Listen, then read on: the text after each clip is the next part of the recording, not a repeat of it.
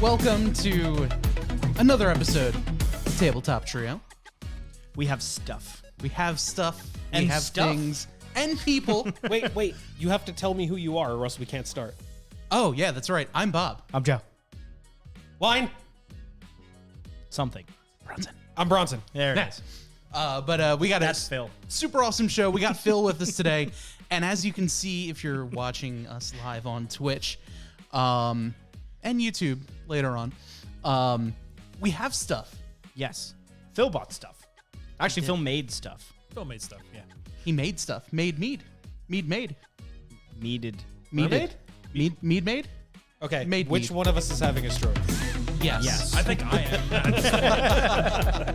am. Getting a lot of follows. Thank you guys so much for giving us a follow. JG Mart, I saw Beavis gave us a follow as well. Correct. Not Beaver? Not Beaver. Not Beaver. Not Mark. Beaver. And Joey. Right hand as well gave us a follow earlier as well. So thank you all for the follows and all that fun stuff. But we got a great show for you today. Gonna be learning about mead. Gonna be making Gonna some making some, which is super cool. We're gonna make a tabletop mead. Oh, Boo. tabletop meado. Tabletop mead. Where's the ejection seat? What if it's? Can we make a tabletop medley? I can Right. make almost anything you A want. tabletop meadly.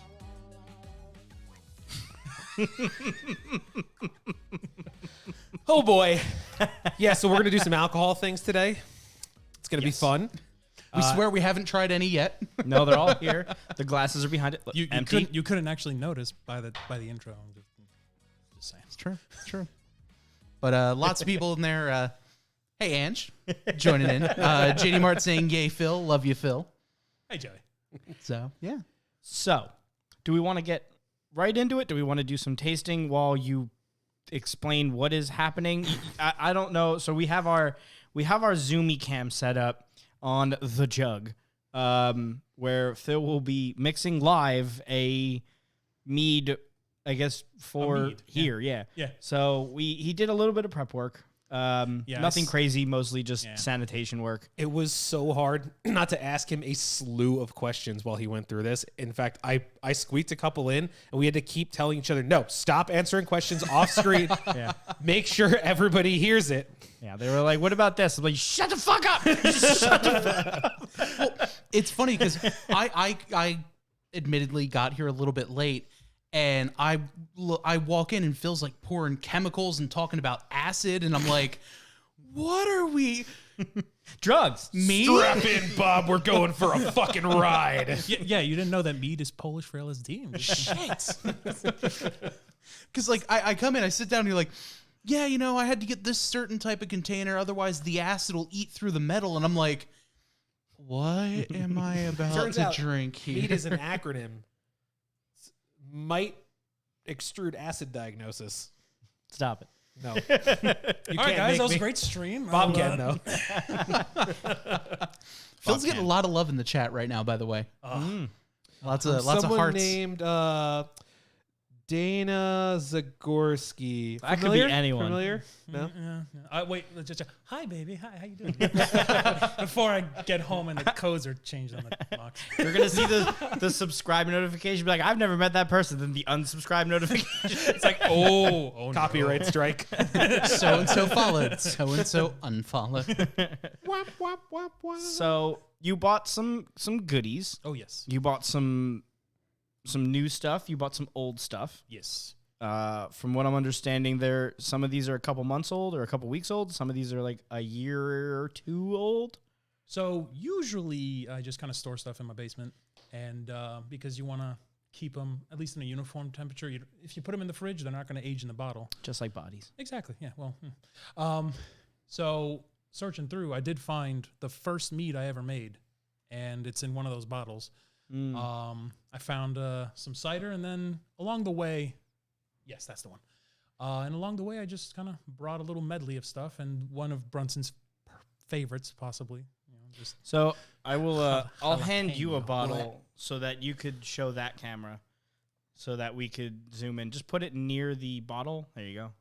Hey, Spin it a There little we bit go. so you can see the So camera. the label's facing the Other camera. way. direction. Uh, Keep it going. more, Keep it more. going. You can use both hands. Look, I'm There Polish, There man. it I'm is. sorry. So that is one of the bottles. Phil has, I guess, you made the labels? Oh, please, no. My friend Emily made the label. No, I'm not. Shouts out to Emily. Yes, shout out to But you do wax seal them yourself. I do wax seal. Yeah, That's so cool. it was Are you one of going to those. start dipping like fucking Maker's Mark? Mark? Oh, that'd So be I would sick. love to, but these are plastic caps, and it'll probably not be good for Really? like BPH and stuff. Like, because wax surprisingly gets hot enough to burn. Don't ask me how I found that out. So Really? Because I'm pretty sure I've poured wax on people and it doesn't burn them. Different wax. this is sealing wax, and just It's not candle wax. We've arrived at the joke. Anything could be sealing wax with the right mindset. Anything can be sealing wax if you can throw it hard enough.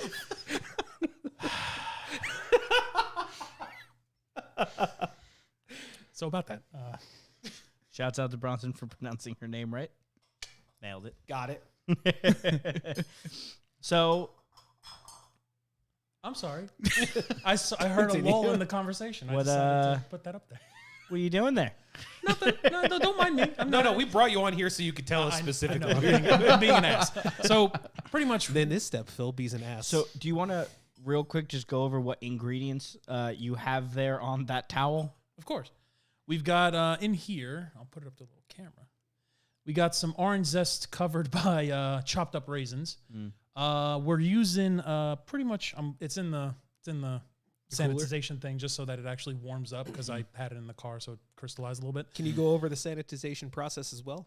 Oh, we will, but ingredients first maybe? Or? Yeah. Yeah, let's do ingredients first. Ingredients. So you have orange zest and raisins. Orange zest and raisins because we're using a neutral wildflower honey. That's the honey. That's like if you want to add flavors to it, if you want to add spices to it, it's one of the best ones to accept because it doesn't have any kind of conflicting flavors.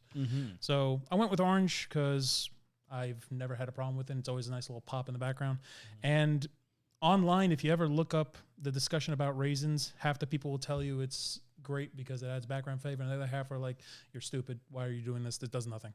For me, It's almost like taste is subjective. I know. Which camera is it? Weird. Yeah. Which camera? Do I have to do this? It just sticks his head down. we gotta come on with guests now. We have to make stickers or signs behind the cameras. Hard camera one. Camera hard one. cam 1, hard cam 2. Amazing. Get me a GoPro, just like stick it on my face. I have them. Don't tempt me. Oh, well. I'll do it. So these are pretty much the two, I would call them dry ingredients. We got a pretty much tea, just 1 tea bag's worth. It doesn't matter. Any tea, black tea. So Is it supposed to be a herbal? Is it supposed to be? usually for my purpose, black tea, it could be any label. It could be Lipton, Earl Grey, or as long as it's I guess So Earl Grey. if you yeah, go but- bougie, like I have like bags and bags and bags of loose leaf teas that have like the orange zests and stuff like that. What if I'd used wild berry zinger tea? Oh, you can. Nice. It's just what the purpose of what I'm using it for today is just the tannins. And tannins, Right. What the is best. Explain it to me like I don't know what that is. For the people there, because For I our obviously viewers know. who don't know for the what's going viewer, on. for the viewers at home, my 15 minutes of fame is going to be up soon. So, for the viewers at home, pretty much what tannins are. If you ever drank wine or just a somewhat more bitter tea, it's that feeling on your tongue of like it's kind of like almost like pulling your saliva kind of a thing. It's the mouth feel. That's what you want to add to. Got it. Because The sweat glands of your tongue. sure. Why you gotta say it like that? I thought it'd be gross. You're correct. You did a good job. You just ruined tea for me. Hey, you want to make your tongue sweat? Try tea. Sorry. We should really let Phil finish. No, this is actually exactly what I expected. I thought it was going to be all professional. get here. And, just, With us around? Yeah. Us? No way. I've known you long enough. It's a podcast. Fair. But pretty much that's what it's for. If you, for instance, that orange tea you were talking about, if I had some orange blossom honey, 3 pounds of that in there, and instead of water, you could actually use about just under a gallon worth of tea and just pour it in there, and you can have orange mead of some Have you sort. tried using Arizona?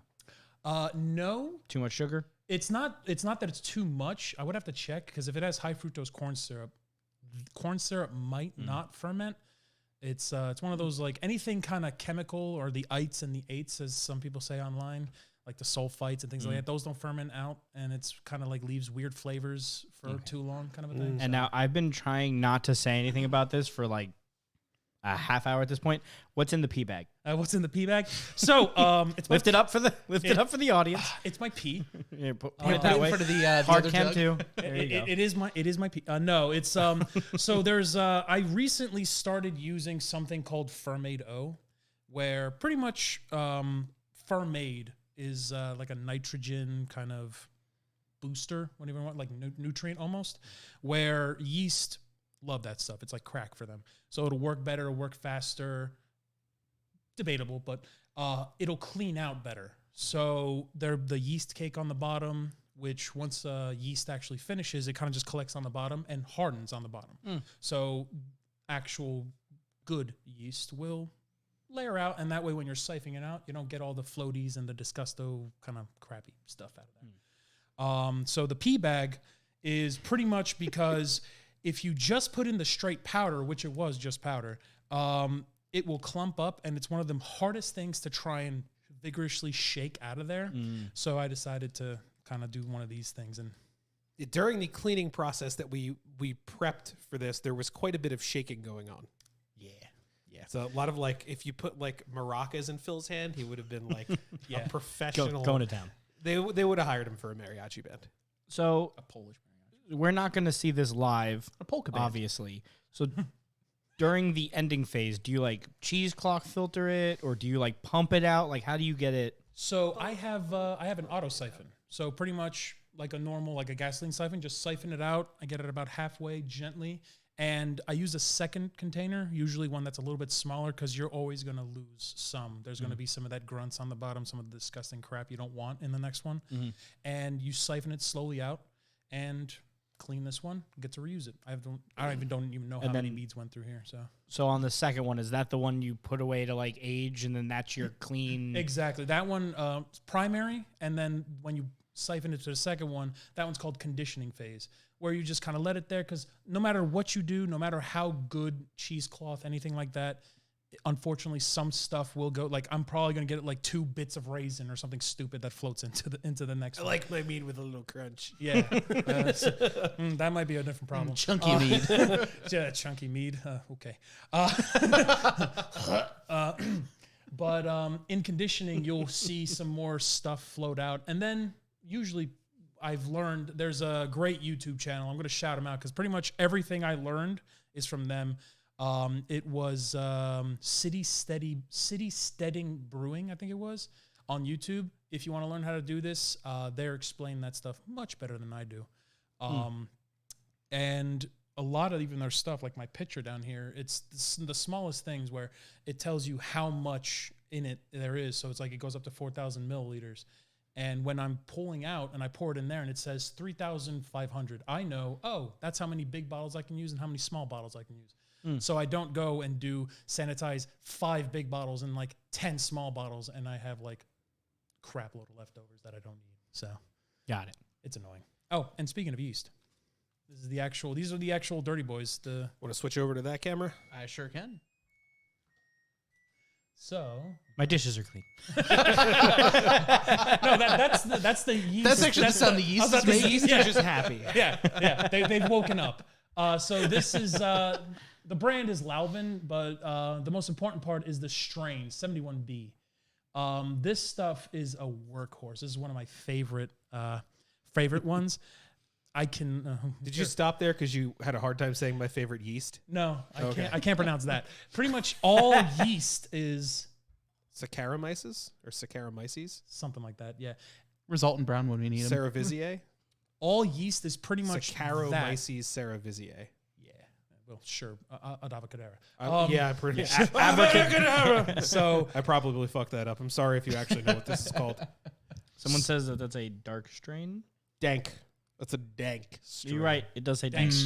so That's that good. Real dank. So this stuff, all yeast, the best way to explain it that I've been told, yeast in general is a dog. And then this could be like a Labrador. And another yeast strain could be a German Shepherd or a Poodle. Even Can you cross the strains and crossbreed the yeast? that's how you would do it in like a lab to make a new like offshoot of yeast. If I'm fermenting, for instance, and some of those I use bread yeast. When I first started making it, I didn't want to invest in something because I was like, I don't actually know if I'm going to like to do this. Oh, bread yeast is like $1 or $2 for 10 packs. Yeet. So like this was before COVID when everyone was making bread. So I was really happy I bought it. But so I put it in there. So some of those you're going to notice have the unfortunate side effect of bread yeast because it's got the floaties. The professional like brewer's yeast, like beer, champagne. This is just, I believe this is technically a champagne yeast. They have that nature kind of almost like bred into them, that yeast cake nature. Bread yeast is meant to be gassy because it's making bread. Right. So you'll notice an airlock. Note to self: is a bread yeast. Yeah. So this right here is an airlock where pretty much for engineers, one-way valve. Gotcha. You'll pour sanitization liquid or a cheap alcohol that you don't like Jaeger or something in here, and as long as airflow is going this way. Hey, thank you for the follow. Hey, nice. Air will come out, so all the gases, the CO2 that the yeasty boys will produce will come out, but nothing can come back in. So like it's a check bacteria, valve. Yeah, exactly. Bacteria or literal bugs like fruit flies or stuff, because I mean it is open sugar. So there's a lot. I baby proofed myself because everyone in the chat that knows me knows I'm the clumsiest person alive. So he hurt himself 3 times sitting down. It was actually kind of impressive. It was 2, but okay. It's just nerve wracking watch you carry like the pitcher of water like around us, and you're just like, oh god, oh god. Like you don't understand. I almost broke my foot sitting here playing D&D. Like this is not a joke, people. Okay, I had 5 gallons worth of sanitization liquid. I walked around because for those at home, their equipment setup is like freaking awesome and complicated. I'm like, yeah. Worst case scenario, I got a real clean rug. Well, yeah, and I'm not coming on, guys, today. So, but anyway, I'm gonna start pouring some honey and go from there. So how much honey you got? I've got. Let's dry this out here a little bit so that I don't. I took the paper towels because I thought I was gonna spill. Thank you. Teamwork makes the dream work. I said it in the microphone, so it counted more. I know. I'm still not used to it. All these years of wearing headsets on the computer.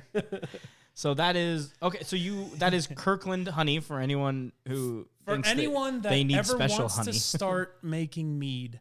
The most important part about this is that you want nothing too processed. You don't want, because there's actual honey, and I put this in air quotes, that is honey, and then they add honey flavor to it.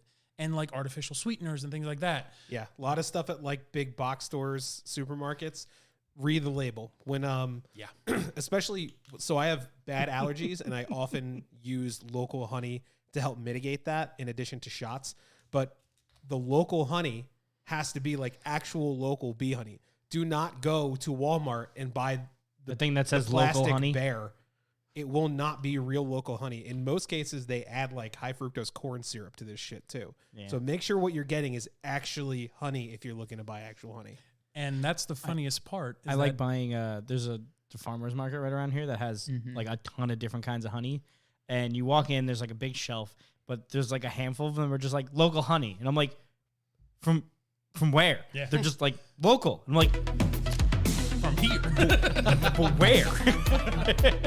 Yeah. So like, thank you for the follow, Traverse. Yep. JG Mart says he almost broke my house. Oh yeah, that's a great story that I'm not gonna tell because that is one of the most embarrassing stories of my life. How you break a whole house? I broke his garage door. I have also broken a garage door. No, not like me. I threw a bass guitar through it. I threw his car at it. That's a lot of damage. Actually, no. For the shortest of things, we were in the car and I threw the garage door through his car somehow. Don't ask questions. I'm not gonna tell it. You just did. I know. No, I'm not gonna tell it more because I got more questions. You don't understand how stupid I was. Okay. We all have our moments, Phil. No, I have many. JC the only says, "Woo, go Phil." Poor Joey. Yeah. Right hand says nat 20 at that garage door. Or nat 1, depending on how you look at it. It depends on whose side it was. Joey's side, I nat 1. The door got the nat 1, let's be honest. Yeah. Looking back, I got a nat 20. I almost lost a friend. Let's just be honest here. He almost killed me. But anyway, so You have warmed the honey, so it's yes. more liquidy, right? So if you can see, Camera 2. there you go. It's very, very viscous, very flowy. If I didn't do that, we'd be sitting here for about 30 minutes watching the honey pour into this I thought container. if it was Glub, viscous, glub, it's the glub. opposite of flowy.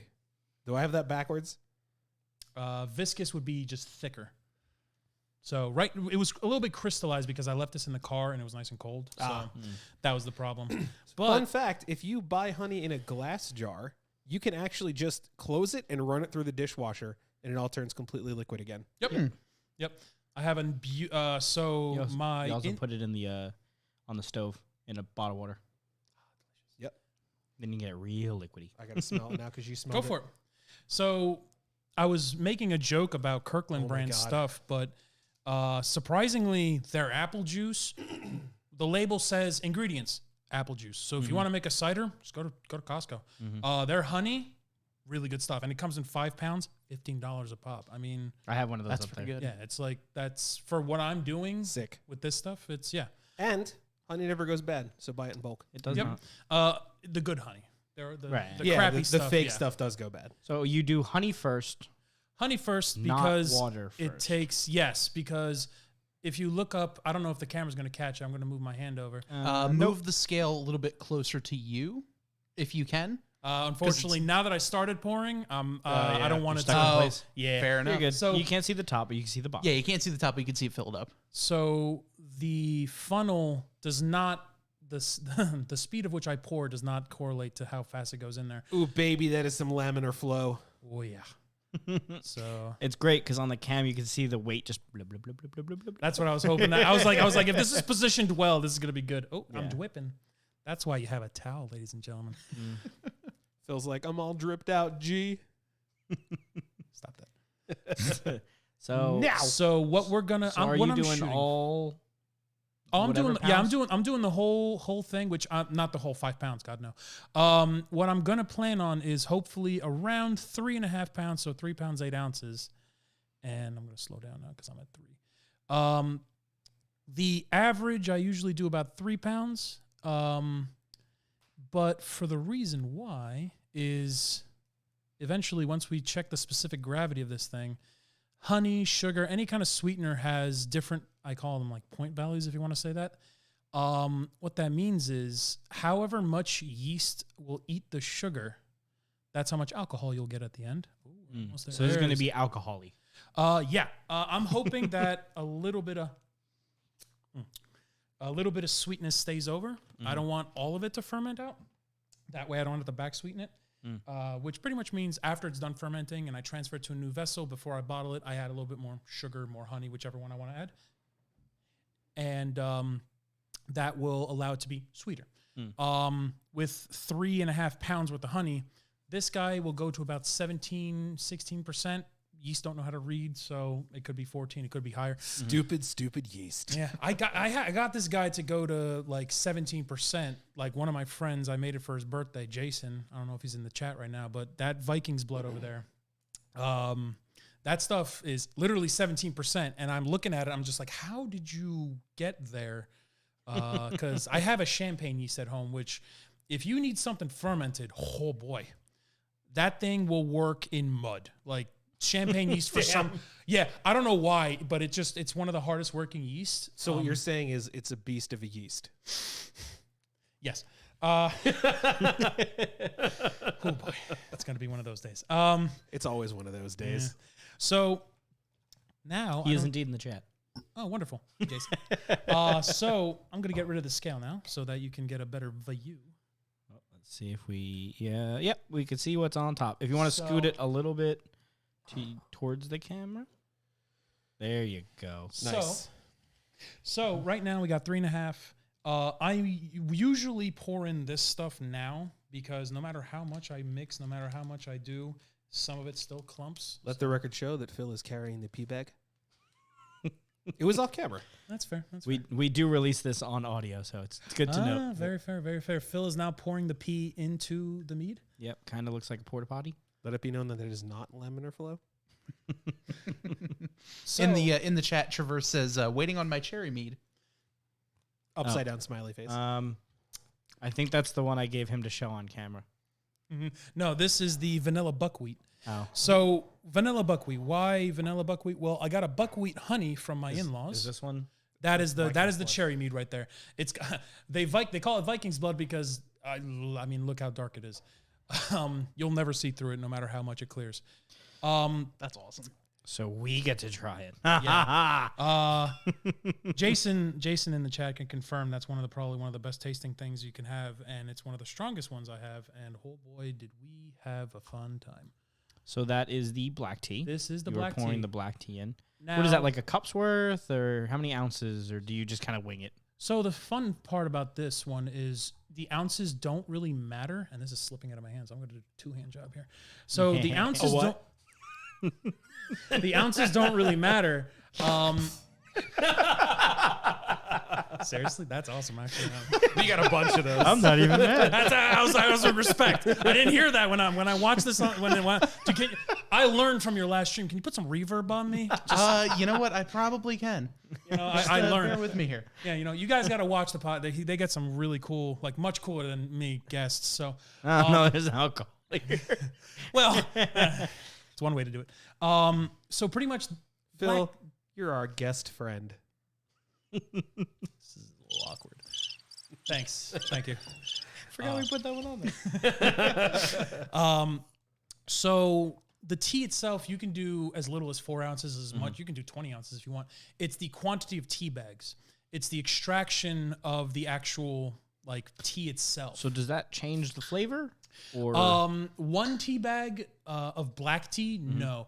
If I did 5 tea bags of black tea, it won't. You might get a little hint of that like herbal, whatever you want to call it. The tannins will overload you, and you'll be like it'll smack you in the face. no, like if I did like 1 black tea bag, but then did like 3 or 4 like herbal teas. Then yeah, you'll get some like, let's say to use that orange for an example, the orange flavors, especially if you use like an orange honey, yeah, you'll be like, wow, and then you'll get that back flavor of tannin, because that tea adds no flavor at all. If anything, the only thing, one of the best things to use it for, Clean the honey on the top. exactly, because for those at home that want to start this, I found out really quickly that about 1 ounce to 2 ounces of honey will stay in the funnel when you pick it up and get it on your feet. Or rug or floor. No, it got right on the feet. And I stepped in it too. Phil makes me naked. That's That was the thing he told us before. It is canon now, I guess. Yeah. And I quote, "This is the first time I'm making mead with pants on." That is true. He did come in right for that moment. Yeah, that is true. Dana, I'm sorry. It was acid. I'm so sorry. It was acid and no pants. Acid, no pants. Phil, what's this show about? Well, at this point. You should hear the stories I was telling before we turned the stream on. So someone in the chat, JG Mart, asked where his kiwi banana pina colada mead is. That's a lot of Say that one more time. kiwi banana pina colada. The pina colada part might be difficult, but that's the fun part about mead. Yeah, probably possible to make it. Like this right now, I was planning on just making it a traditional mead. So that traditional mead right there, this is probably going to turn out a little bit strong. No, that one right there. It's probably going to turn out similar to that. This one has, that one's stalled, so that's a whole nother story. But the same idea is behind these things. If we add some spices, it can become a metheglin, which AKA spiced mead. If we, I can't do it now because the neck's too small. If I added jalapenos, it'll be a capsicum ale, which is a jalapeno mead, which is over there, which is your favorite. Can you just add like random It isn't. shit? To a degree, yeah. If you wanted to give me some basil, we can throw basil in here. Well, like Yeah, you'd be surprised. for more fruity shit. Can you just throw like apples in there? Oh, Or, yeah. like That wasn't me disagreeing. I just had my mouth full and went, ew. like sliced. Like if can you Oh, throw yeah.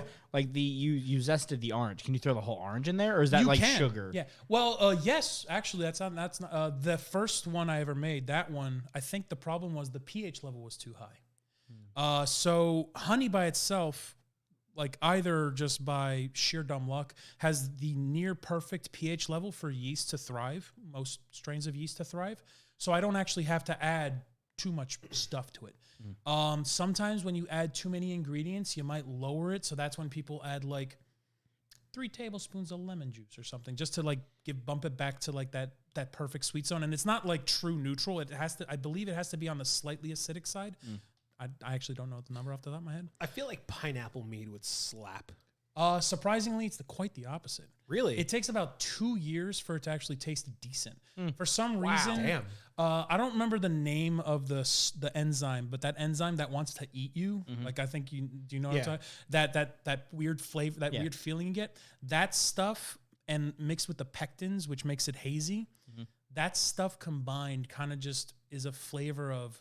And it just makes a weird, and it takes a bummer. Yeah, it takes like 1.5 to 2 years for it to just slowly kind of bind and settle out. So bromelain, says someone. thank you. Oh, data. It was data. So I know blending an entire pineapple, skin and everything, and then using that on tough meat for like 25 minutes makes it real tender. Yeah. But no more than 25 minutes. Yeah. The meat actually starts to fall apart. It's it's kind of weird what works, what doesn't work.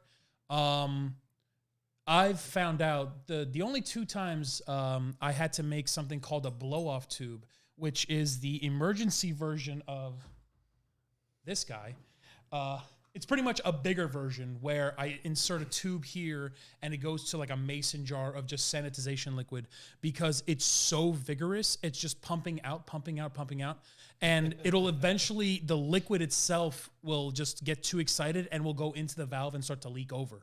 So you don't want that. The only 2 times that's ever happened is when I made a cherry mead and when on our blackberry mead. So fruit for some reason. But going back to your apple, that's my personal favorite. It's called a sizer.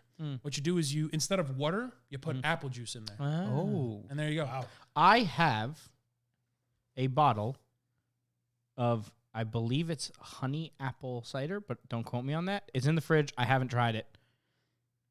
If you want, we can certainly... I believe it's organic. We can certainly... like, my in-laws brought me some, like, I don't remember where they got it from, but they got me some mead. I believe one of them was cherry, and I tried it, and that's what gave me the idea for the Vikings blood. I'm just like, I need to make this myself because this is expensive online. So right now, I'm just adding this now. And for those at home that are wondering, wait, Phil, you're holding it with your hands. My hands have been in and out of the sanitization liquid, so I am sanitized. Oh, actually, good disclaimer. It kind of just looks like you're adding shredded cheese because the way the It orange really is. looks like cheddar. Especially looking at the camera right now, you see the zest like right on top. Oh, crap, this is my cheese. Ooh, cheese. Honey crisp apple. 100% honey crisp apple cider. Now, is that alcohol? No. Nope. Ingredients. It's a long list. Honey crisp apple juice. There you go. Distributed and sold exclusively by Trader ferment Joe's. that. Yeah. Oh, you could just make, put yeast in that. And Well, that's that's the fun. Like the cheapest way to do it is you open that up, you pour off like 1/5 of it, add yeast, maybe add 1/4 pound to 1/2 pound of sugar.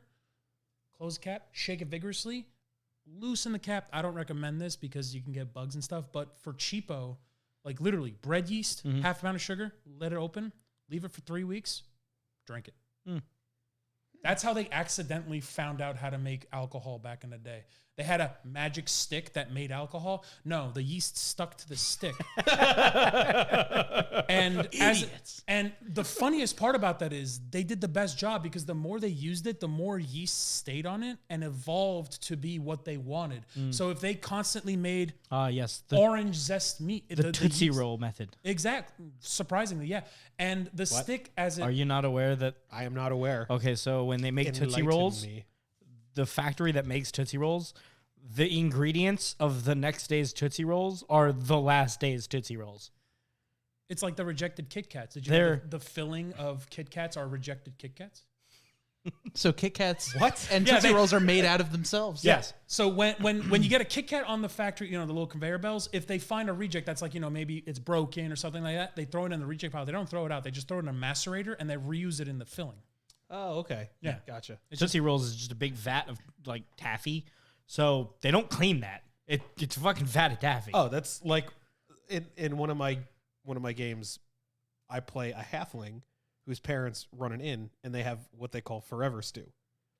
Yeah, It's basically the same concept. Right. Same thing. And I got that from an actual post about medieval taverns. That's a real thing. That is a They real just thing. keep adding whatever the like remainder of what they were butchering for the day in the forever stew, and it just cycled through enough, and it became like each tavern's unique thing. Isn't that what they do with sourdough bread too? You like use the same bottle of Yeah, if Emily's in the chat, she's gonna hate me because I don't know how to explain it properly. There's like a starter or like a jar. It's like she showed it to me when we were playing D&D one time, like online, and it was just a jar of yeast, and it was impressive. And then she said it died, and I was like really sad. But she's like, "No, it happens." I was like, should I feel sorry?" Because she worked like 3 months to get that yeast or whatever it was to what she wanted. Yeah, they made a joke about that in Brooklyn Nine-Nine, which is the only reason I know about it. In the chat, Minnie Sprock says, "How did they make the first Kit Kat?" Perfectly. Checkmate, atheists. They made it wrong. That's how it became the filling for the next one. Kitty_Kitty says, "My starter's name was Sir Rise-a-Lot." Oh yes, that is Emily. Yes, Fantastic. JC the only says, "What came first, the chicken or the egg?" technically The Kit Kat, apparently. The chicken came first because it evolved and then it laid the egg for the next generation. Correct. Oh, engineers. She also says you have to feed the starter at least once a week. How did it die? I'm curious. What do you do to kill a yeast starter or sourdough starter? I think you just don't feed it. Like, jokes aside, but yeah. Is it like how often do you have to feed? Once a week. The fun part is like bread, like yeast starter, because that's like bread wise. I could do the same thing for this. Like after I'm done and I catch it early enough, I can pour in more honey, give it some more raisins, some more orange zest. Let's say I'm doing the same recipe. Shake it up. There's a good chance it's going to start fermenting again. Because the only reason why yeasts stop is because it's swimming in its own poop. And yeast excrement is alcohol and gases. And eventually it gets to a point where we don't want to work anymore. And if you shake it up and some gas comes out, they might want to work some more and make some more alcohol. So, Is that why I see sometimes on the when they're like at like the barrel casks and stuff, they take them out, they roll them, and then they put them back in? Is that the gist? Just to like that's a little bit different because they're aging in that barrel. Distillation and fermentation are two different things. My process would be first, and then I take this and distill it into something. So I could take this vanilla buckwheat and we can distill that, and I'll probably get like this much alcohol out of it because it's, what is it? Yeah, it's barely 13%. What do you distill in? A copper still. It's not legal in Jersey. I looked it up. Don't ask me. What were we talking about? Exactly. Also very dangerous because you are making pretty much pure alcohol flavored, whatever flavor you're doing. So can you I know online there's like a lot of websites, and I've bought a handful of them. You can get like these mini oak barrels. Can you put like your mead into an oak barrel and basically age it, or not really? Yes and no. Some of those are like fake, unfortunately, where yeah, you'll get some oak, but it's more of a mental thing. Like, look at this, guys. I oaked my mead. In reality, you need a lot of just a lot of surface area. Those 40-gallon boys are like, I don't actually know. What's the size of a Scotch barrel? I think it's 40 gallons. Someone in chat's smarter than me. They'll find it. If you're asking me about alcohol, you're asking the wrong guy. I think 40 gallons sounds about right. Yeah. So the way, if I wanted to oak it, I actually get wood chips or wood staves, which are pretty much spiral cut pieces of wood. And you can put them in the bottle, or you can put them in conditioning phase. And so who's bad-mouthing me? Oh, someone in the chat said that sounds like how my Tamagotchi died. Oh, fair. And then someone says, "I'll oak your mead." Oh, boy. That's fantastic. Thank you. Yeah. Half the people in there. Oh, boy. So now I'm going to do the most dangerous thing ever, electronics and water. So I'm going to go. Would you like me to support you in this endeavor? Just Yes, audio. please, if It's you just could. audio cables. I believe in you. I don't believe in myself. All right, so we have a bucket of filtered water. Correct. And here's the best part. if I had the exact same recipe here and I made the exact same recipe at home, It'd be a little different.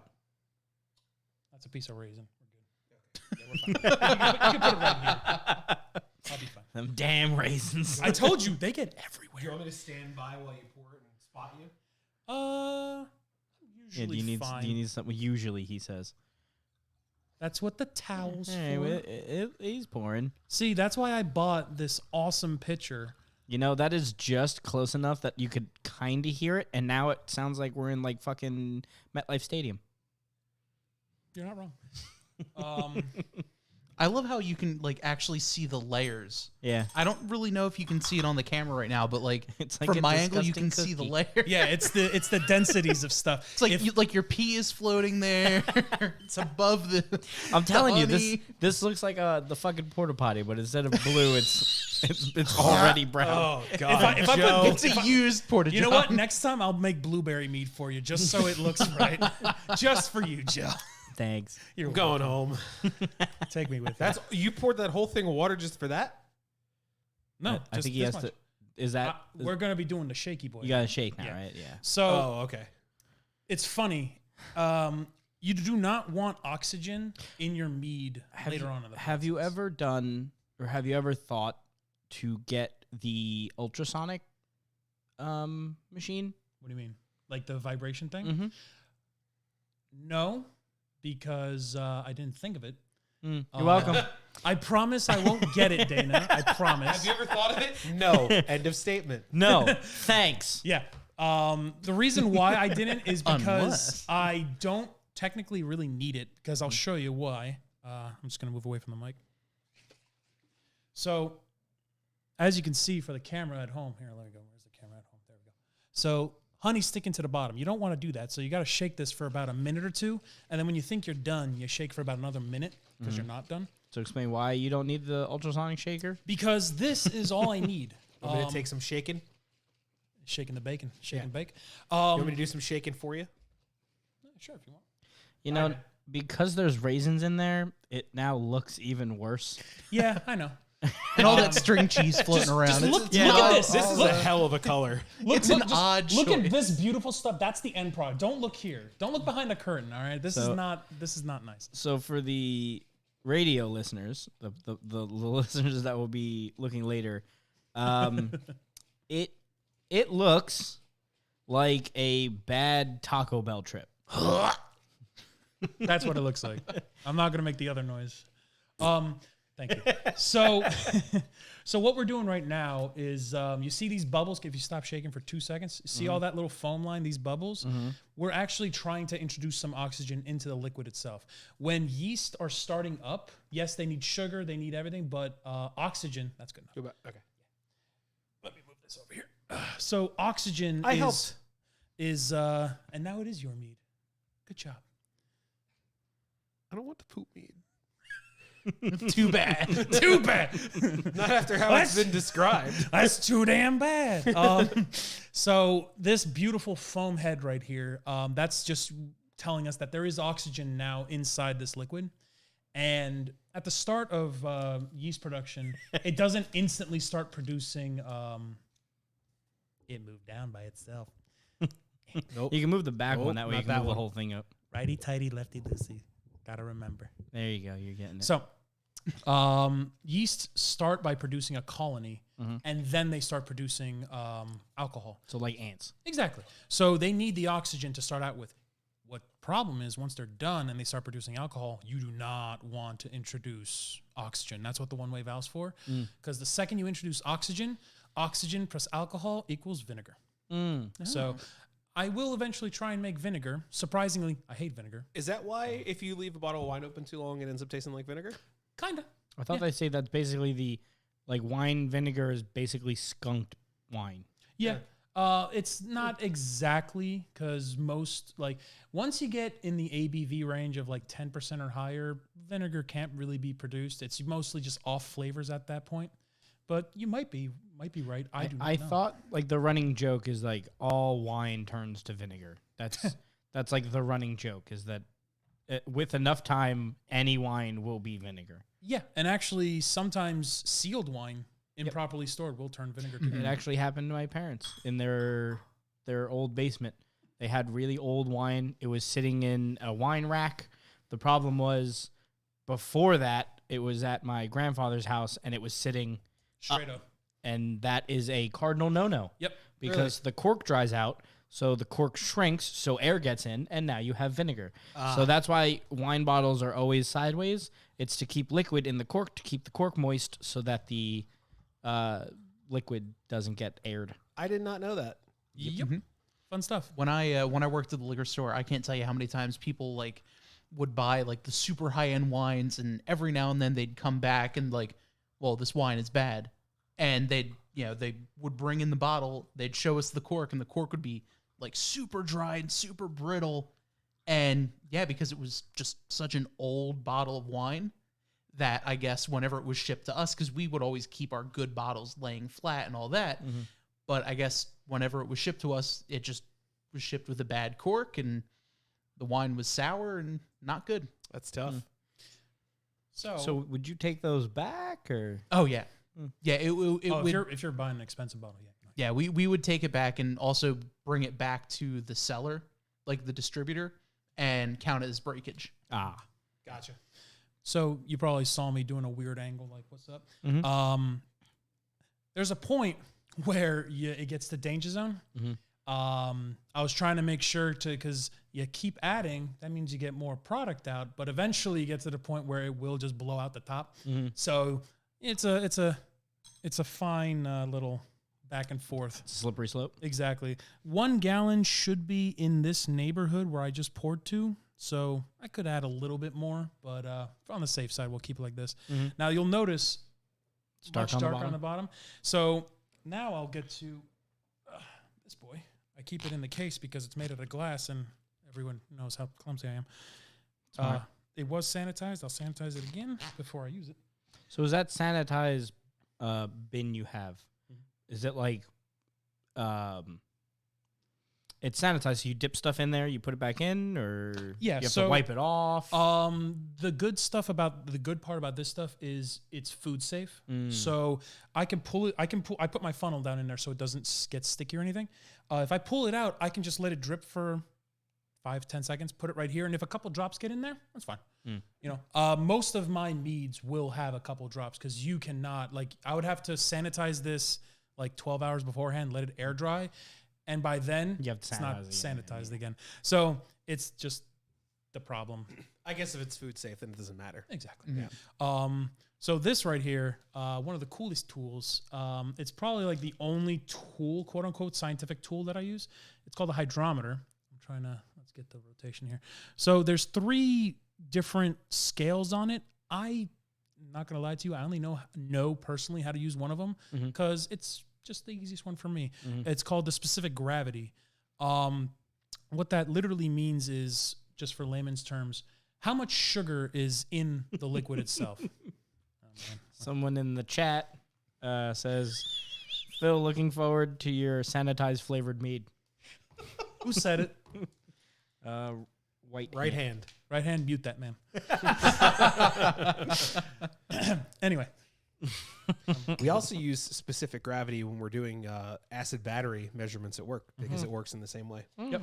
If you have too much electrolyte from the battery broken down from each side of the cathode and anode, you start to lose your battery charge. Yeah. For our purposes, we're not trying to charge any mead. Hopefully. Jeez, that'd be terrifying. Pretty much Hit me.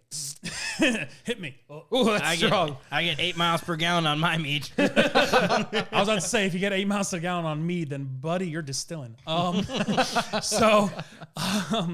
Honey generally has like 35 points of gravity.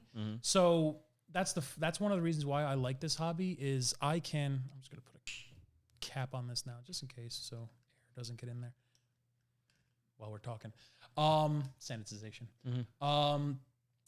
So I can do the math. Like if I'm like making, that's why when I was messaging you guys, I was like, hey, I'm going to do this, this, and this because 3 pounds will give me this much probable alcohol versus 4 pounds. But if I use 4 pounds, it might not ferment because the yeast can't handle that. if I know the general scope of what my yeast can ferment to, I can kind of math it out in my head. Like, I want this to go dry. Like, I want a dry mead. So I know that if I add 3.5 pounds, it can't eat all that. I'll add 3 pounds. It goes dry, probably 14%. Awesome. So that's one of the reasons why I like this hobby. Dry as opposed to Like a semi-sweet, which I'm hoping that's what this goes to. You can't really talk to the yeast to like you can't really encourage them to do that job, but I added just enough to make it somewhat sweet. If it actually eats all of it, that's great. I can just add more honey to it. If it stalls, which I can now talk about, that first mead right there, it stalled. What that means is the yeast gave up. For lack of a better term, we're done, coach. Yeah. Literally, that's what they told me. It was like because I made 2 of the same, pretty much the same ingredients, the same things, just 2 different bottles because I was making mead for the first time. I'm gonna make 2 gallons of it, but in 2 separate. That way, I get the practice. One finished out perfectly, awesome. Some people in the chat tried it. I tried it. It was great. The first one went about halfway, so maybe like 4 or 5% alcohol, and it was just done. And I'm like, oh, swirl, swirl, swirl. Gas comes out, and it goes down by like 2 points of gravity. Swirl, swirl, 2 points of gravity. I'm like, oh, this is a problem. So I just kind of left it for like a month. Nothing happened. I added a new yeast, like the champagne yeast that like will work in mud. It's working slow, and I Frankenstein that thing to the point where it works. But if you look at the label, I have no idea how much alcohol's in there. Like, it might be the first mead I ever made. It was like 11 to 12%. Like, I think it was like 11.5%. That one might be more, might be less. So this is 13-14. Should it really say like 7-21? No, because I know for a fact that it ate more sugar. So like 10-21. Sure. Maybe. I don't know. At this point, I know you can tell because once you've made enough of this and you taste tested enough of this stuff, you'll be like, that's not enough alcohol. What happened? Then you take a measurement and you're just like, oh, I didn't add enough honey because I added, 2 pounds of honey. Oh, fun fact, take notes. Because if you don't take notes, don't know what you did, and then you have to spill it out when. Yes, like every other recipe of everything I've ever cooked. It's not science if you don't write it down. Oh, speaking of which, that's a good point. For government reasons, please, if you're under 21 or under legal drinking age, don't do this because I can get in trouble. So you're over 21. Make regular tea. Yeah. Yes. Go drink Gatorade or something. You know. I had a legal disclaimer. I had Sunny D this morning for the first time.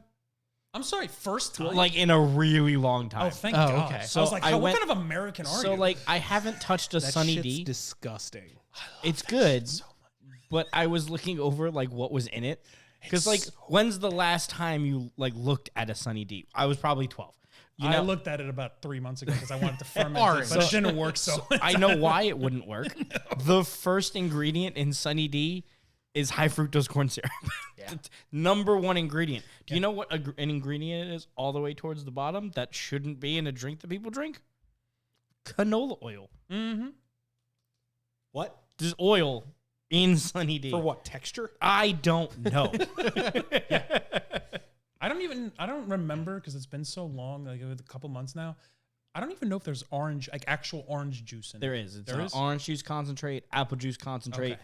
lime juice concentrate, and something else concentrate. Listen, the best kind of juice I've ever had is ironically named bog juice. Ah, yes. It's papaya, orange, guava, and it's like standard fare in Hawaii. Okay, that makes more sense. But it why just the name. but it just so happens to be named pog juice, so accurate. Someone in the chat says it's for viscosity and consistency. But like, did they have to use oil? It's supposed to be juice. So I see you stirring again. I see a lot of bubbles. I see you stirring with a different technique this time. So because this is now, I could still do this. It's not a problem. But right now, I'm not trying to add the oxygen. So all these bubbles you see in here, that's just telling me that there's oxygen in this solution. So you did a good job. Woohoo! Good job. You doed it. I'm Now- the best at mead. Now It except looks for like Phil. don't. it looks like a heavy beer. Okay. Like what? Like I like how you immediately assumed he was going somewhere gross. with that. I was thinking about it. No, when you stir it like that, like the way the air comes out, it kind of looks like you're what the fuck is the the beer I'm thinking of. Oh, sweet Jesus. Guinness. Guinness. It looks like a Guinness, like the nitro. I can see what you. Yeah. It's like Guinness and like a Blue Moon had a baby. Yeah. So that's the surprising thing. Once this starts going and you start to see the little bubbles going up the top and bubbling, like for those that have been at my house in my mead station, they know I have a chair in front of my fermentation station.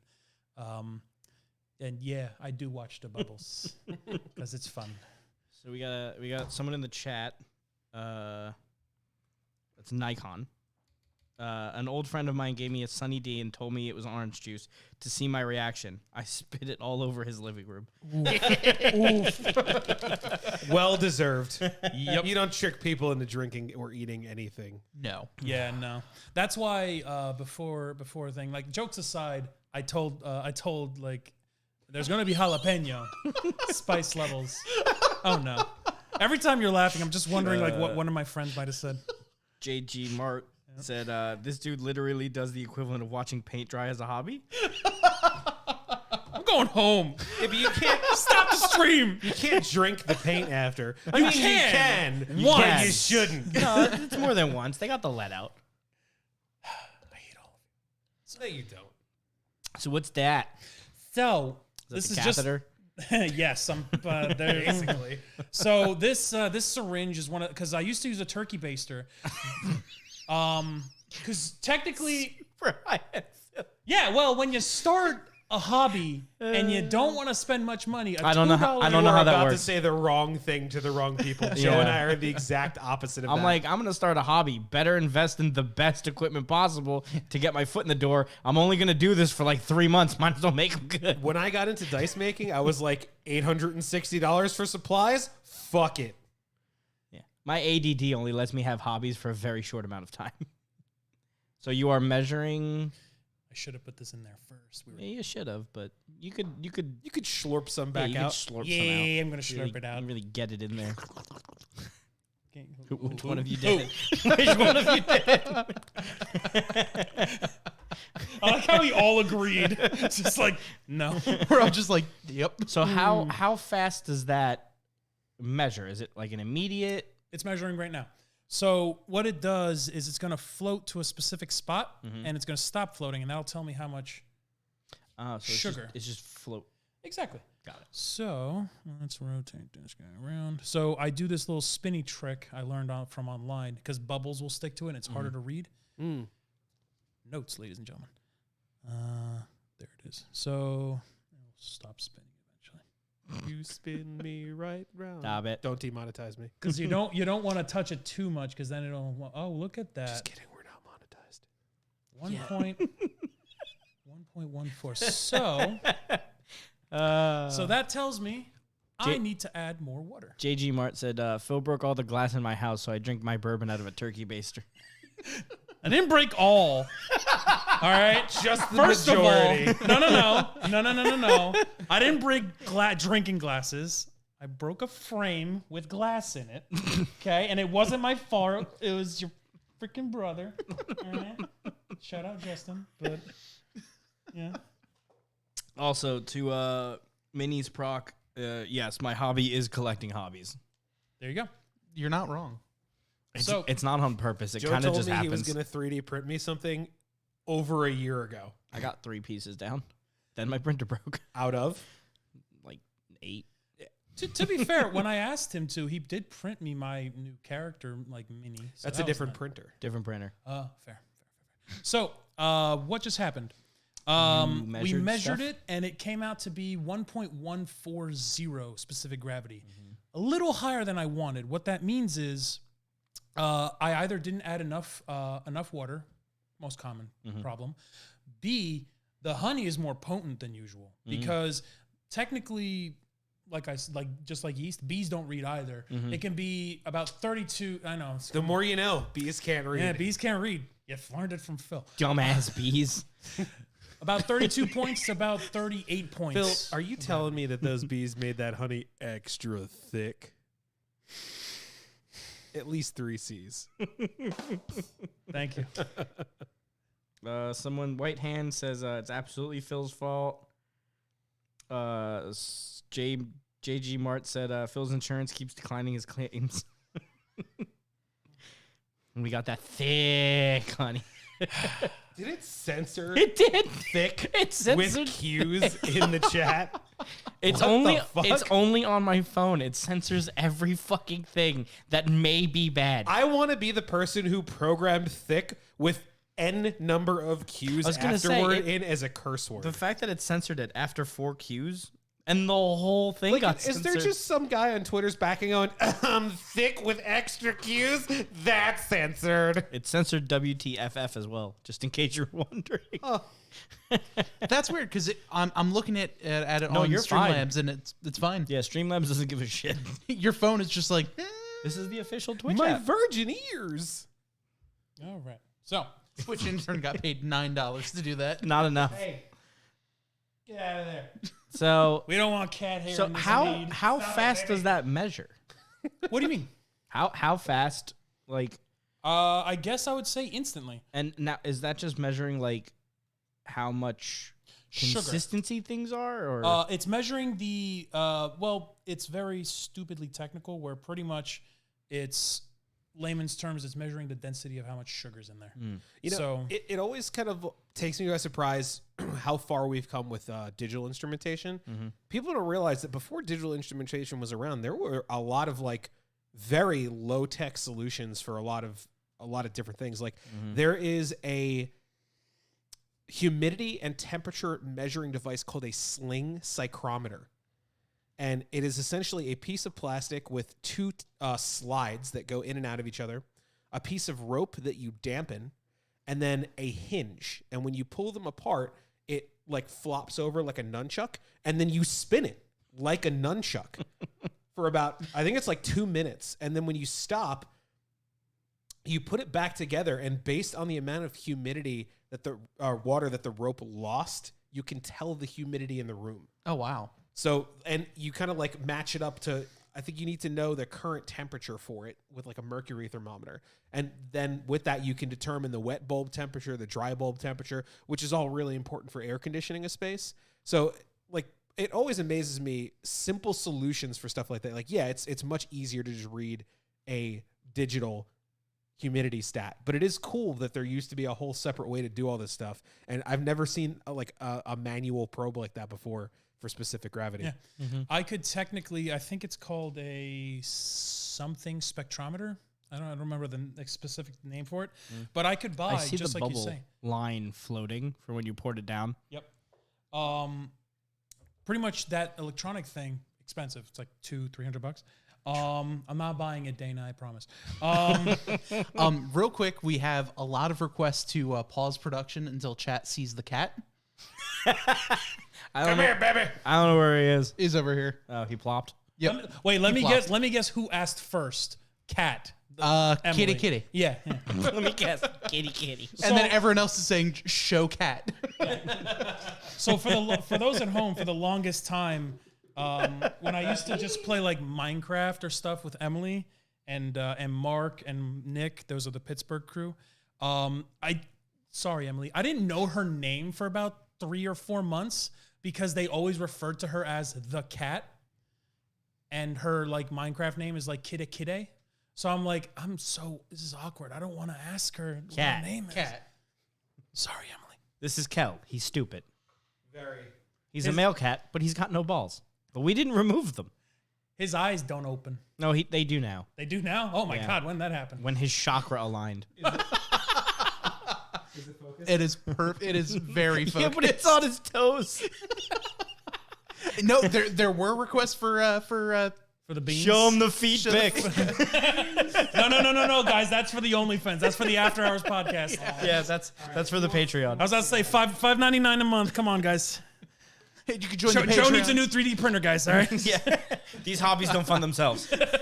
These 72 hobbies that he has. Forget the mead. That was the highlight of the show. Yeah, I was about to say I can go home. Like That's it. the So minute honest the to God. cat was on the screen, chat exploded. Yeah, I don't know why I'm here right now. So that's one of 4 cats, but you can't pick any of the other 3 of them up. That's a lie. I picked up one painfully. Yeah, Violet, you could pick up, kind of. Dusty will throw hands. Oh yeah, he does. And Or she does. Xena, you can't find her. Best fucking hide and world seek champ. champ. Honest to God, when you said when you said that there were 4 cats in this household, I said, you come to D&D for like a year and you've only ever seen 3 yeah, cats. Yeah. I've been coming to your house how long now for D&D? 2 to 3 years. You say that, but I walked over there before and Xena was eating. She's getting better because the baby's here. Oh, okay. Prior to that, True. There's meeting going on. So, right is now, that the East? this was of the yeast, and again from the YouTube, from that YouTube personality, he said, "Thwack your pack." I'm going to steal his catchphrase because you'd be surprised how much yeast sticks to everything. I would drop that in there if I did that. Guaranteed. One of the If weirdest Phil things, didn't, you wouldn't. Yeah, no, I don't know how I don't. But now that I No, you just jinxed it. The next batch of mead you're making, you're dropping it in. You're getting Text me if it happens. I want the credit for it. Yeah. So you can see Son here of a bitch. around the neck, because even like me stirring it up and the water, There's enough it's going oil. to stick. So now, this is technically now, I guess, a must, it would be called. I don't know if the beer terminology translates to mead, but pretty much what that means is if we let this go, this will now, in ideal conditions, produce alcohol. And you can put that picture on the ground.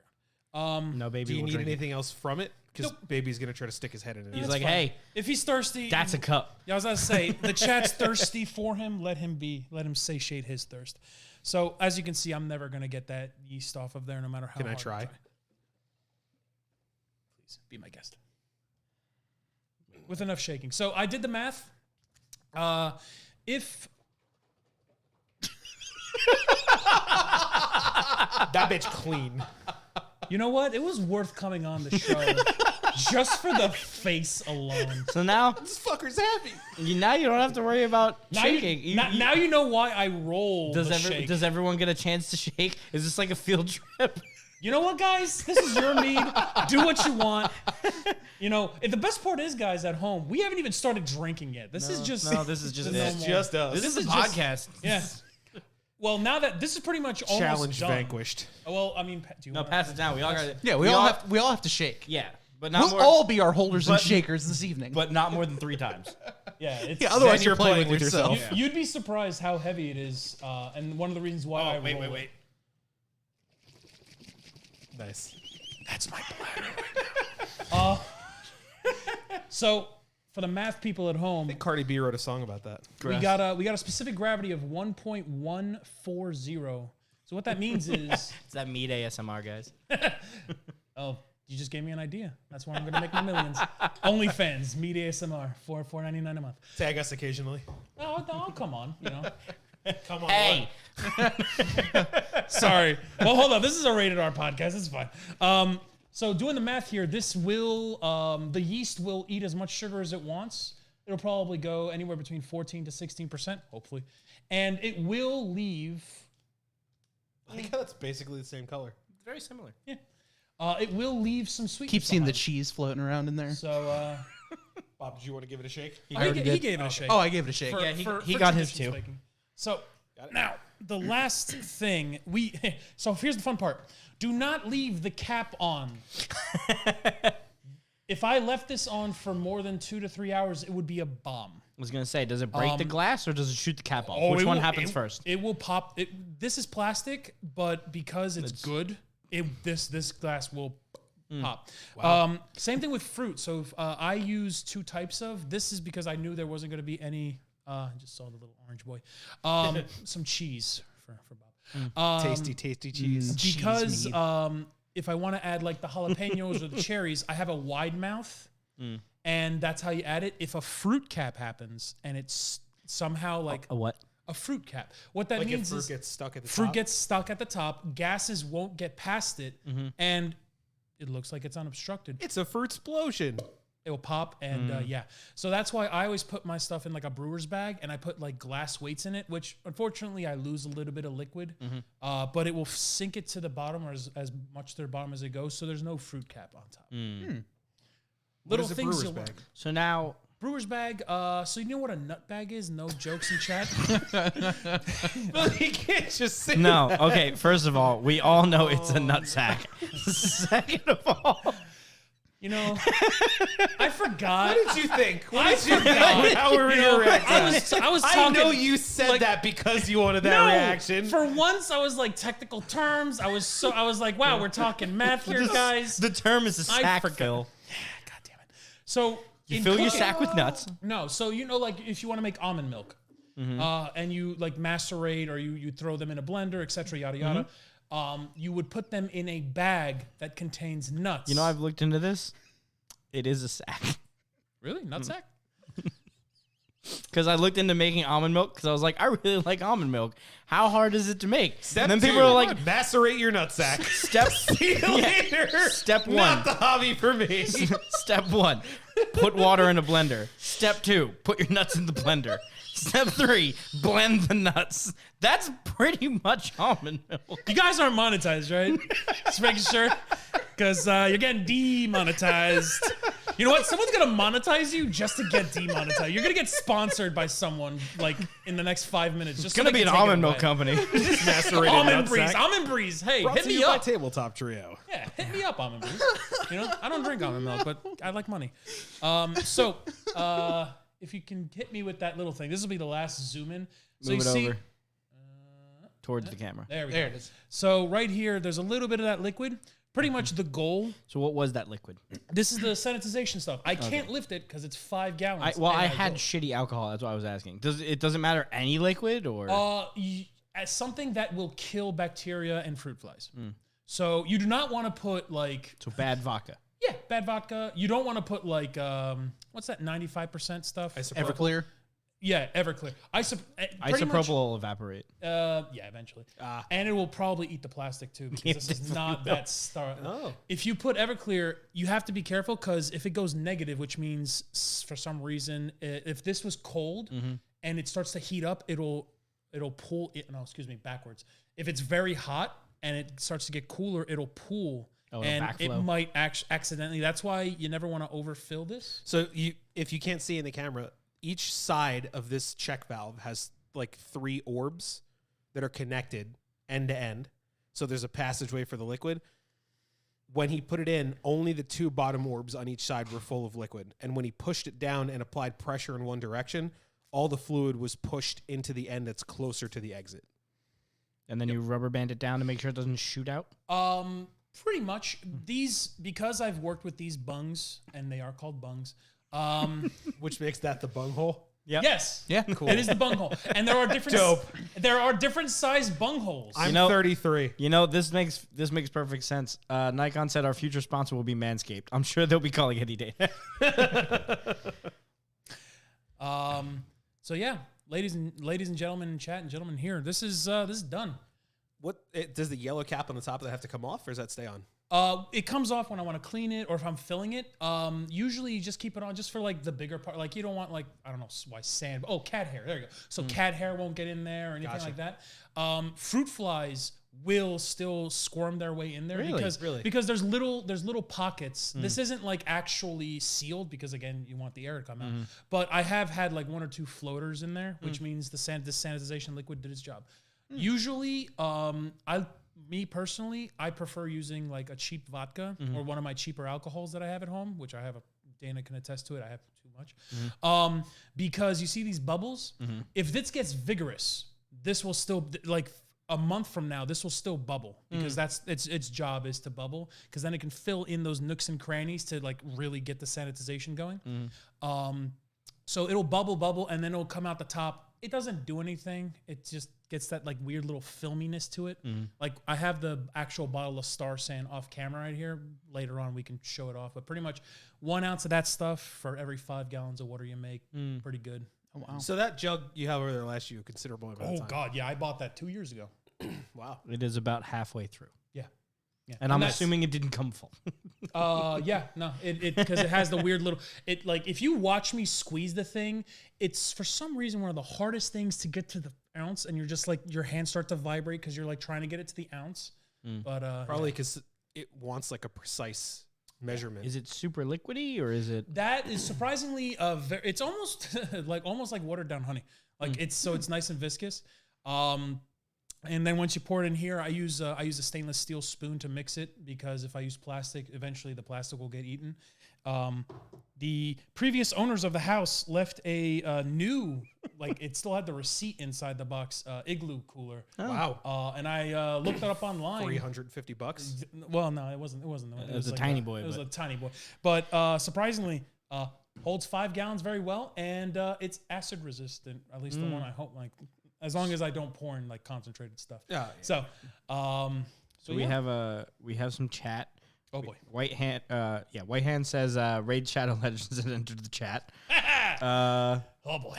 Kitty says also fun fact: a buttload is a real unit of measurement for alcohol. That is It's correct. 126 gallons. Wow. Which I did know because I laughed like a little schoolgirl. I can't even imagine how that would sound. Emulate it. Good.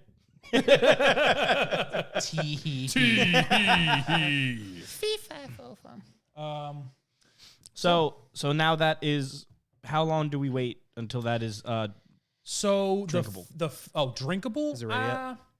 You can drink it right now. It's done? Yeah. We could. It would just be liquid honey with some like yeasty particles in there.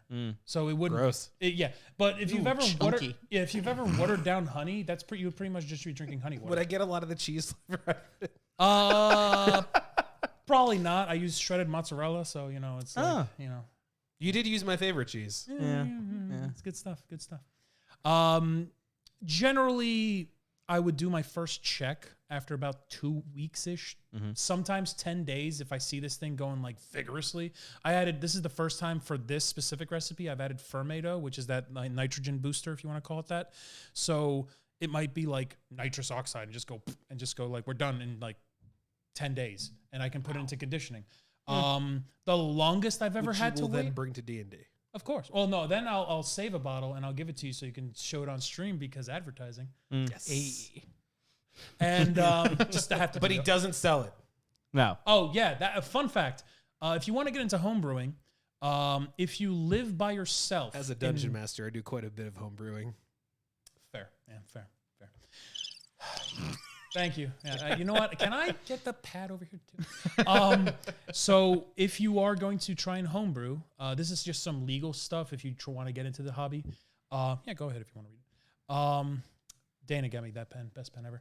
About 100 gallons for one person can be brewed if the household only has one adult. If there are 2 or more, it can be up to 200 gallons a year. So Who's measuring this? I don't know, but it's like I want to know. there's a department somewhere. Is this someone's job to just cold call people? No. So the quantities I make, I don't even think I've made 100. I don't think I've actually made like 60 gallons total throughout the like 2 years I've been homebrewing. It's more for the people that want to subvert the laws and they're like, look, I'm homebrewing, but then go to like a festival and like sell it at a table, like go to like Columbus flea markets. If for people at chat that know, that's my favorite place to go.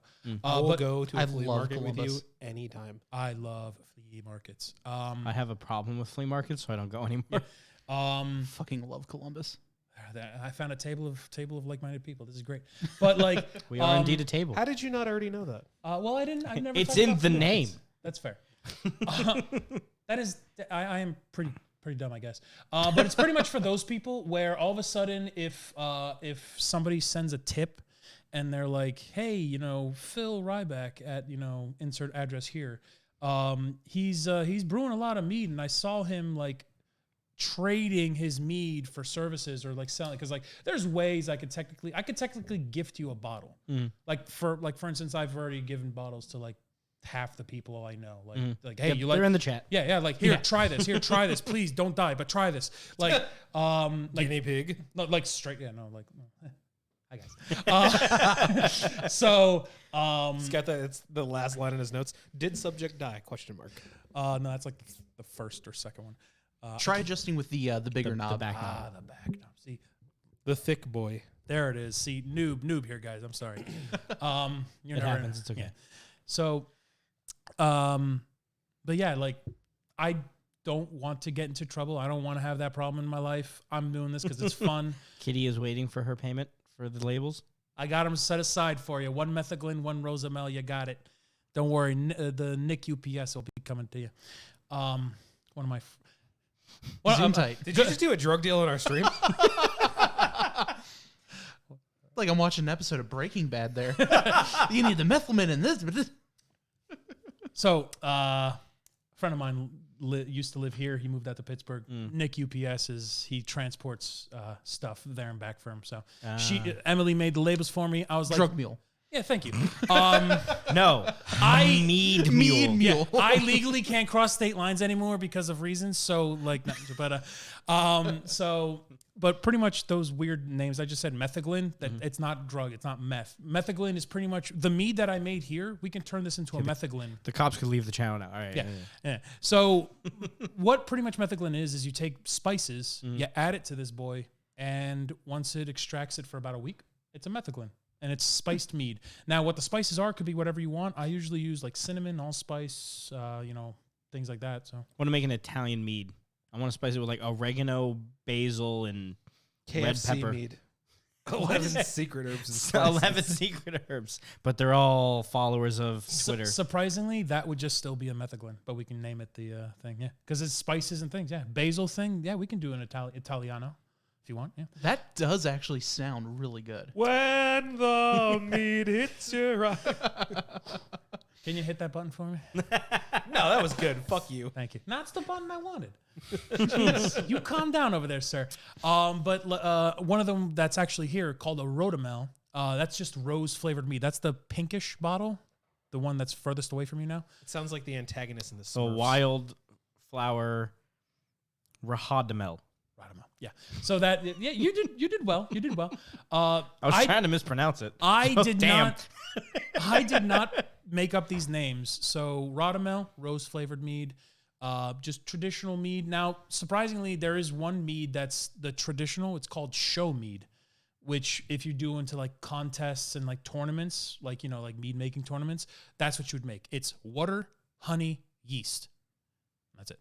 And that proves So that's that supposed to be like the most Sounds fun. purest of yeast of meads. yeah, and that kind of gives the judges an idea of like, oh, this guy knows what he's doing because we wanted a dry honey and we gave him 2.5 pounds of honey and he knows what he's doing. Because like if all of a sudden you wanted a dry and they're like, there's sweetness in here, last place, failed, disqualified, whatever. I don't, yeah. Wow. Well, maybe not disqualified. That's kind of douchey. But This competition. tastes good? Psh, heresy. Get out.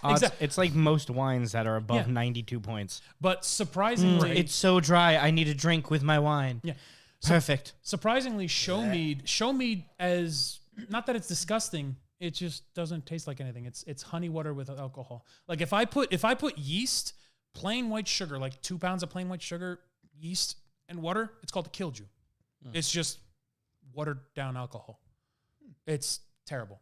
It's just if you want alcohol, you got alcohol. But that's why for my personal traditional recipe, I usually do like orange zest. I've tried lemon zest before. It's okay. I prefer orange. Some raisins just for that little extra mouth texture. Tea, and all of a sudden, it's not. I won't win a tournament with it, but it tastes good. That's all I want. So Makes sense. yeah, if you want to taste it all, be my guest. The one in the middle, I was promised by one person. I fucking hate jalapenos. So he's been harping about this jalapeno mead the whole time. I didn't want to Bust out say the it. cups. I didn't want to say it to make you feel bad, but I also do not like jalapeno. See, I love jalapeno, so All right, there's two people in there's two people here that like So where do we start? We got to start with the jalapeno. We've start. been talking about As it. I say, if Or should we start with the plain? I would say the traditional the meat actually. jalapeno. Well, no. The best thing, actually, that's a good idea. The best thing to start off is just the normal traditional mead, which is that big bottle. There's 2 big bottles. The one that's going to be on your right. The one that's labeled traditional. Yeah, mead? there you The, go. the longest one you've had. the Yes. one that says That traditional. one, for those at home that But don't this is the one he know- said he fucked up. No. Well, not I you fucked up. The yeast fucked up. It always goes back to the person that's making it. So I somehow fucked up, but I unfucked it. I don't want to drink this mead anymore. I made it good. Oh, great. and- It's Phil's mead. There's people in the chat that can attest to it. It tastes good somewhere. Sure, you want to bust out the last bottle of the first mead you made? Yeah, I don't mind. I feel honored. Yeah. Truly, that's not a joke. And honestly, I didn't have any other traditional meads anywhere, so oh no, pour I was gonna say how much am I? pour about half because you want a good mouthful. It's almost like wine, where the first. I know. I'm sorry. There's nothing. It's a you want a mouthful to swallow first, and then you get a second one, just like normal That wine. is correct, Phil. Just like normal wine drinking, because the first sip will never The give you second the one true always flavors. takes a little bit longer, though. Yeah. Well, for some of us. Thank you. Want to wait for the cheers? So this has been a question for That me smells really good. that It really is hit and does. miss. With mead, Yes. is it better to drink it hot? Better to drink it cold? Room temperature? What is? So? For me personally, I like it pulling it out of my basement and pouring it, and that's how I prefer to drink it. So room temp. Room temp, but that's the thing. Personal preference. Na zdrowie. What does that mean? That means pretty much cheers. Cheers. Literal translation to your health in Polish. Nice. Oh wow, that smells. Smells really good. This is the first time I'm smelling it in like about a year. So That is actually really, really smooth. Oh my That god, is really smooth. Phil, that fucking slaps. there you go. That's so good. Oh, that is good. I forgot to bring the crackers. They're right there. Ooh, Right there. I know. I love the aftertaste. On this. Mhm. So Wow. this one had a squirt of like orange juice from the Why do you actual. gotta say squirt? Because at this point, We're just going in on it. you know, like in for a penny, in for. I was gonna say something, but you know what? I don't know the rest of that saying. You don't want to. How So bad could it be? All right. In It could for be a bad. penny, in for a prolapse. Like no, in for a penny, in for a pound is the normal one. I was about to go like and just do a Phil Dumb thing. So the recipe for this one is very similar to the one you guys have, except it had about 3 pounds, 2 ounces of honey, and not just orange peel, because I didn't actually have the zester at the time, so it was orange peel, so it had a little bit more pith in it, and I actually squeezed some of the orange into the actual beverage. what is pith? I'm not asking that to just say it again. Oh, so pith. When you're peeling an orange, the white stuff on the inside of the peel. It's like the. I don't Isn't even, that the not rind, but with watermelon, isn't that the rind? The white part that no one wants to eat Oh, except no, my the- wife because she's weird. I think the rind is actually the whole. Yeah, the part rind that is you like don't the eat. outer. Yeah, it's the whole. It's actually the whole thing. It's not like your epidermis and endodermis. Or, You're asking the wrong guy. Biology's not my shit. I'm not a doctor. Yeah, no, I'm an engineer. I barely know how to speak. I do words real good. It's at the back of our senior Dermis. year engineering shirts. Oh, dermis. my dad. Thank you. My dad got paint on that shirt, and I had to like. Motherfucker. I tried so hard. You don't understand how many. It's still in my closet. I use it if I'm like cutting grass or something. But it's really sad. I love that shirt. It's epidermis and dermis. There we go. So Damn, Phil, that was phenomenal. Can I get a cracker? I want a cracker. Right here. Hey, I took some crackers from home, Dana. So thank you for the crackers. But you had like 4 whole reams of it. So And they're delicious. yeah, but she doesn't share, and I might I'll get you back. yeah. We'll buy That special. sounded ominous. Don't worry about it. I'll get you back. I've been to their house. I know where they live. God, that's You got to do it in the Dr. Claw voice. I'll get you back. I'll get you more crackers. I'll So get does that- you next time, Gadget. Next time. That's pretty good. That's pretty good. That's really good. What percentage would you gauge that at now that you've tasted it? When it was younger, out of 10, I would have given it like about anywhere between a 6 and a 7. This has now upgraded to about a 9. I'm very happy that I forgot about this guy in the bottle. So I might actually do like a batch of pretty much the same recipe I just made for you guys, and just same thing, forget about it. Put it in a dark corner and just let it be for 2 years. I actually have, I had a bottle of the original jalapeno because that's the second batch of jalapeno I've made. This one, I let the jalapenos extract just a little longer by accident, not by choice.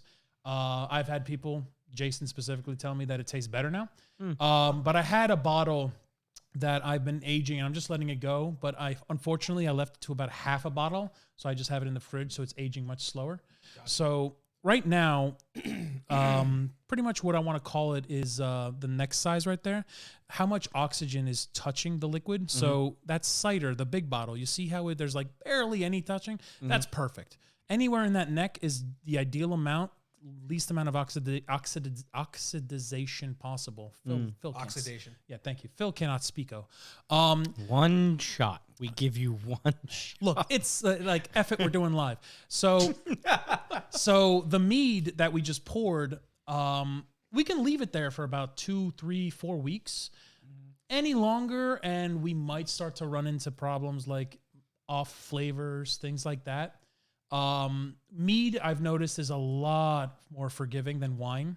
Like if I left wine out for a week in that quantity, it's gone. It's gone. It's donezo. Yep. But after about a week or two, just throw that meat in the fridge, and it'll be cold. You can drink it cold, or if you don't want it cold, just pull it out, leave it on the counter for like 2-3 hours. It'll be fine. So you have a spiced cider. Yes, that's batch number 3, which is technically that's before I had the pretty labels that Emily made me. I was using Dana's label maker, which she yelled at me because she's like, "Oh my god, how much of that stuff are you using?" I use this for the dumbest shit. I have a label printer. I have googly eyes on my fucking VR headset now. Like, I bought it at a garage sale for like $3. And Elena was like, "What are you going to do with that?" And I was like, What are don't worry about it. My mic stand says Bab mic. It does. It says Bab. So yeah, but now that I have the nice labels, I was like, I gotta like stay on it. Then going from your right to left, we got Viking's Blood, which is technically cherry mead. That was a gift for my friend's birthday, Jason. Like I said, that one's one of the best, surprisingly one of the tastiest ones. Initially, when I did the first taste test right before I was about to bottle it, it smacked me in the face. And I'm like, oh God, I think this is going to taste terrible. Because flavors bond, like things drop out of suspension, different flavors bond together. It's a process where it's like, I can't even explain it because it's just every mead is unique at that point. So that ethanol, because it's 17%, it smacked me in the face. And 17.01. Oh yeah, because I'm an engineer. Technically, I could just round it, but I'm like, you know what? It's fun. It's numbers. It's part of your shtick. Yeah, it's Don't part ever of change. It's what I do. But then about like I let it age. I was like, I'm not gonna tell him it's done. I know I lied to you, Jason. I'm sorry. I didn't tell him it was done for a few months because I'm like, I don't want to give this to him now. And he drinks it and he'll be like, what the hell did he make for me? Phil, this shit sucks. Yeah, like his I gave it to So him like gross. I think I gave it to him 6 months after his birthday. Not my fault because you waited about a month to tell me what you wanted. But yeah, Not that it would have mattered apparently. yeah, I reprimanded him. Would have been 4 months. Yeah, but all of a sudden I'm like, okay, it's done, Jason. I hope it's done. And we poured a taste test when he came over one day. We started playing Smash and talking, and he's like, we're pouring this, and all of a sudden a small bottle and a big bottle's gone. And I'm like, hey, man, you good to drive? Because that was 17%. Fine. Yeah, like it was, surprisingly good stuff. The middle bottle, the aforementioned jalapeno, which the technical name is capsicumel. Based And on capsaicin. yes, Over here, it goes under Dragon's Breath. I call it Dragon's Breath because I was like, if I'm gonna make things D&D related, I might as well Nice. make it funny. That's pretty awesome. I think we break that one out next. yeah, let's do it. We got the hype train rolling on it. Let's Yeah, go. might as well. The last one on the tray over there, that's that Rhodamel. That's the rose flavored one that we were talking about. Oh yeah, I screwed that cap on much better because you see the headroom on that one, which is where the liquid line is. Oh, yeah. I said it extracted a little bit longer. Wow. That smells like a cut jalapeno. But here's the best part. It's not gonna burn you. I promise you to Oh, this. dude, I am not worried about the spiciness. Yeah. When I started dating We had my Kyle wife, on for the hot sauce for that. when I started dating my wife, I couldn't even No. eat buffalo sauce. Pour a little bit more because you want a good mouth. No, that one's mine. That's fine. Okay, if you say so. When I started dating Allie, I could can have barely mine. have for buffalo me. sauce. Now we're doing like hot ones challenges. He was a mayonnaise is hot. Yeah. Oh, like you're like Oh, this ranch is spicy. I will say, I had Da Bomb. I had Megadeth sauce. Really? Yeah, and I mean, Wow. like, trust me, it's not pleasant, but I'm not like, oh my God, like crying and sweating and shit. I will say this. Tell me when to stop. That's good right there. My wife, Dana, I think everyone at this point knows that her spice tolerance compared to mine is much lower. But I will say she has upgraded, just like you said. Before it was like I always had to worry, like if like I can't have my wings touch her wings because it could be a problem. But now, Like she's when much we better about it. started, I was like sweet barbecue only at Buffalo Wild Wings, and she'd be like, "Give me that mango habanero." Oh yeah. Oh, desert heat for my dry rub. Yeah. Dry rub fans, desert heat at Buffalo Wild Wings. I don't know why it's Yeah, I always delicious. do sweet stuff for my rubs. This almost smells like you open like a bag of like the jalapeno like kettle chips, and you get like smacked with that jalapeno smell. Oh, So it for- smells so good. I really actually didn't expect it to be spicy. It is a little spicy, but like pleasantly spicy, and it doesn't taste like jalapeno. Yeah. It's like very mildly jalapeno, but a lot of honey. not This is looking really good. Allie would fucking love this. I'm not looking forward to this. So when the first time I was bottling this, my father-in-law was over. He came downstairs and we're doing a taste test. Yeah, it's not for everybody. Not doing anything for me. No, not if everything was for everybody, then the world would be boring. So he came over and we go downstairs. I'm like, hey, I'm going to be bottling my jalapeno mead. You want to try it? He goes, are you sure? Like, I could tell he was 50-50 about it. And all of a sudden, we taste test it. We go like this, like 2 shot glasses. And if you let it sit in your mouth for a little bit and like let it coat your tongue and then you swallow, you get the honey. So there's no spice because honey will kill off any spice. All of a sudden, the capsaicin stays on it and it'll be like, whoa, this is hot.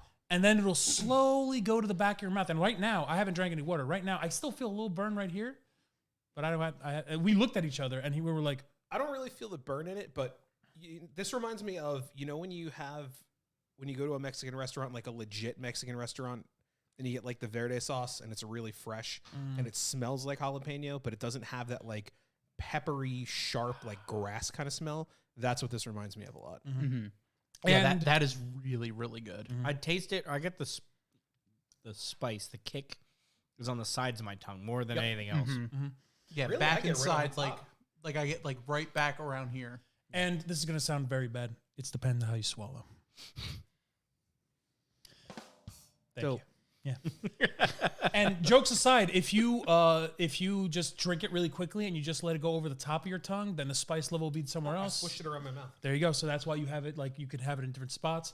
I found out really quickly that when you stab yourself with a Dorito and then drink jalapeno mead, don't do it. That well, I mean, isn't that like any That alcohol? tracks. If you have a cut in your mouth, it's Oh. like I'm here. Yes, but then capsaicin reminds Yeah, you true. threefold.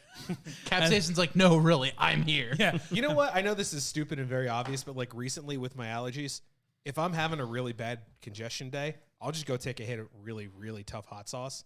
And Oh yeah. it's it opens you tough up. to Oh, get yeah. through, but it seriously helps. Whenever my dad was not feeling well, we would order Chinese food, Oh no. and he would get an egg roll and the fresh mustard that they made, like in the back, not the packets. Oh, that stuff. And then his whole That face good, would get good. red. His nose would run. He'd be like, "All right, we're good." The Polish version, the Polish remedy, just get some horseradish. I fucking hate horseradish. 50-50. Depends on where. Like if my mom's making white borscht and she gets like that fresh horseradish grinded up for Easter, Never had borscht. you're missing out. There's two kinds. I like the Russian mustard we have, which tastes like it's horseradish, but you it's you not. let me smell it and I smacked my head back. Like Yeah. I almost got whiplash The on that. first time I used it, I didn't realize how strong it was because it looked like Gulden's. No one told me, so I like spread that shit on my hot dog. Like You I, sure you want? No, no one. Oh god, he's throwing So up. Elena was just like, "Oh no!" And I took one big bite, went right up my nose. My eyes started watering. I coughed. She's like, "You good?" I'm like, "It's real strong." I don't know why the instinct for people when they eat spicy things is to go and cool their tongue off. Don't do that. Don't do that. That's how you throw up. Don't do it. Yep. If something's spicy in your mouth, you go, spicy. You don't go like that and try to inhale it and make yourself immediately puke. Because you run the risk of actually inhaling that spice into your lungs. Yeah. Oh And no. that is But that's- not a good idea. That's because humans are kind of dumb. We also inhale and think it's hot when we're eating ice cream. We're stupid. What? What? Have you never had too much ice cream and your first instinct with really cold is for you to go? Yeah. It's because we're idiots. It's because your brain goes, oh no, this is temperature. I know what to do with temperature. I'm not. Yeah, it's yeah. I don't think I've ever done I've that never or done heard that. Really? Yeah. Really? So we're just us two. We're No, not that it's, dumb. it's a very big yeah. thing. Oh, no, apparently we're just the only two fat asses at the table. Yeah. Excuse me. So when you take a really big scoop of something really cold and your first reaction is to like, oh, it's so fucking cold. I've been like 2 or 3 like spoonfuls of ice cream in, and all of a sudden go. Really? Oh yeah, no. I'm like absent-mindedly like okay, watching. that one's all you. Oh yeah, no. I'm just straight dumb. All right. Oh, but that's the kind of like you're not thinking about what Oh, you're yeah. doing. Yeah, I'm and then like- your brain tells you to do something like when you throw your fork in the garbage and throw your like disposable plate in the sink and you're like, wait, I've put the milk on. Wrong. Look, I've put the milk on top of the fridge, and I tried to put the cereal in the refrigerator. Okay, all right. I'm not the smartest man in the done that box. too. Oh, Okay. here we go. Someone, that's one of those like thanks brain moments. JC the Only says nerves can't distinguish between hot and cold until processed in the brain. So when you first eat something really hot or really cold, your mouth is like Autopilot. temperature. Yeah, it's temperature. Yeah, like I wasn't joking when I said yeah. Yeah. So I think who said that quote, because I think he's the one that told me that. JC the Only. You know what? I actually knew that, and it's for a very dumb reason. I never related it to this. Oh, In no. the movie The Punisher with Thomas Jane, All right, that's weird. You got there. He pretends that he's hitting a guy's back with a Oh, blowtorch. with the steak. But he's actually he took a popsicle. So he cooked the steak with the blowtorch and then stuck a popsicle on the guy's back and made him like talk about whatever mafia group he was with, and then spun him around and stuck the popsicle in his mouth. Yep. And the reason why it worked is because he told him, was like, hey, once I put this blowtorch to your back, it'll sear the nerve endings off. So surprisingly, it'll feel cold for a little bit. And yeah, just mentally. Yeah. Wild. Yeah. I love that. That was a good movie. Good call. All right. So Well, you got 3 more, and we got through surprisingly. Like it looks like you. Is it like a 5 out of 10, or is it like on a little higher scale for you? I'd give that a strong 8. Really? Yeah, that was really good. Well, then I'm proud. I'm gonna go. I would by- give the first one a 9. Yeah. as I- someone I who agree doesn't with drink that. meads at all, I would drink the first one. I think I'd probably like it more chilled. Fair. Yeah, you can throw it into the fridge. This is my new fave. It's somewhat young, so I have an odd feeling that stuff's gonna taste great when it's older. Where'd my glass? Up there. It's the way you say it, Phil. Look, okay. My wife Dana has told me, and it works. Now that I notice more, it works more. I'm bilingual, so that means I'm illiterate in 2 languages. Okay. You ever watch Arrested Development? No, but I've seen bits and pieces. Okay, well, there's a character that does that all the time. He just makes like innuendo constantly. Oh man, David. Fuck, I can't remember the actor's name. He's like been in a million things. But if you watch it, you're gonna be like, I've said some of those things. No, not Spade. No, no. Not Spader, right? No. I gotta look it up now. Fair enough. So this is This cherry? is cherry mead. There's online they call it Viking's Blood, BLOD.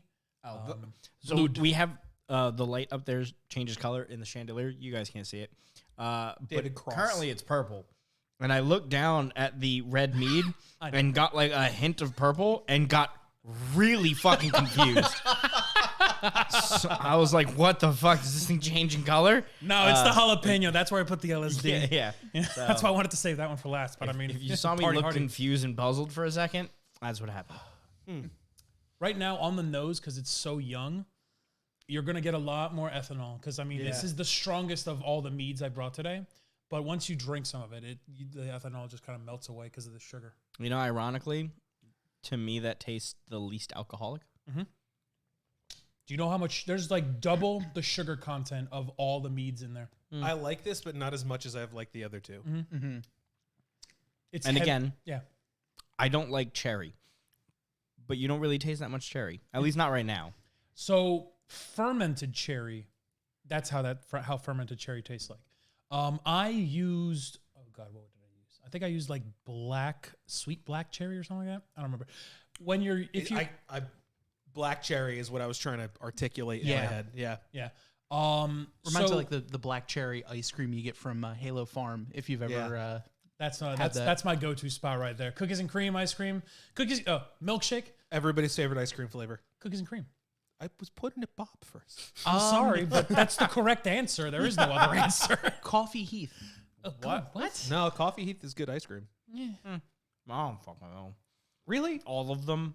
That's a good Yes, answer. it's not an appropriate answer. I like vanilla bean. I was just like, because I like putting shit in it. That's fair. All right. That's good. That's good. Hot take coming in, black raspberry. I don't think I've ever had that. It's fucking amazing. The correct answer is cookies and cream.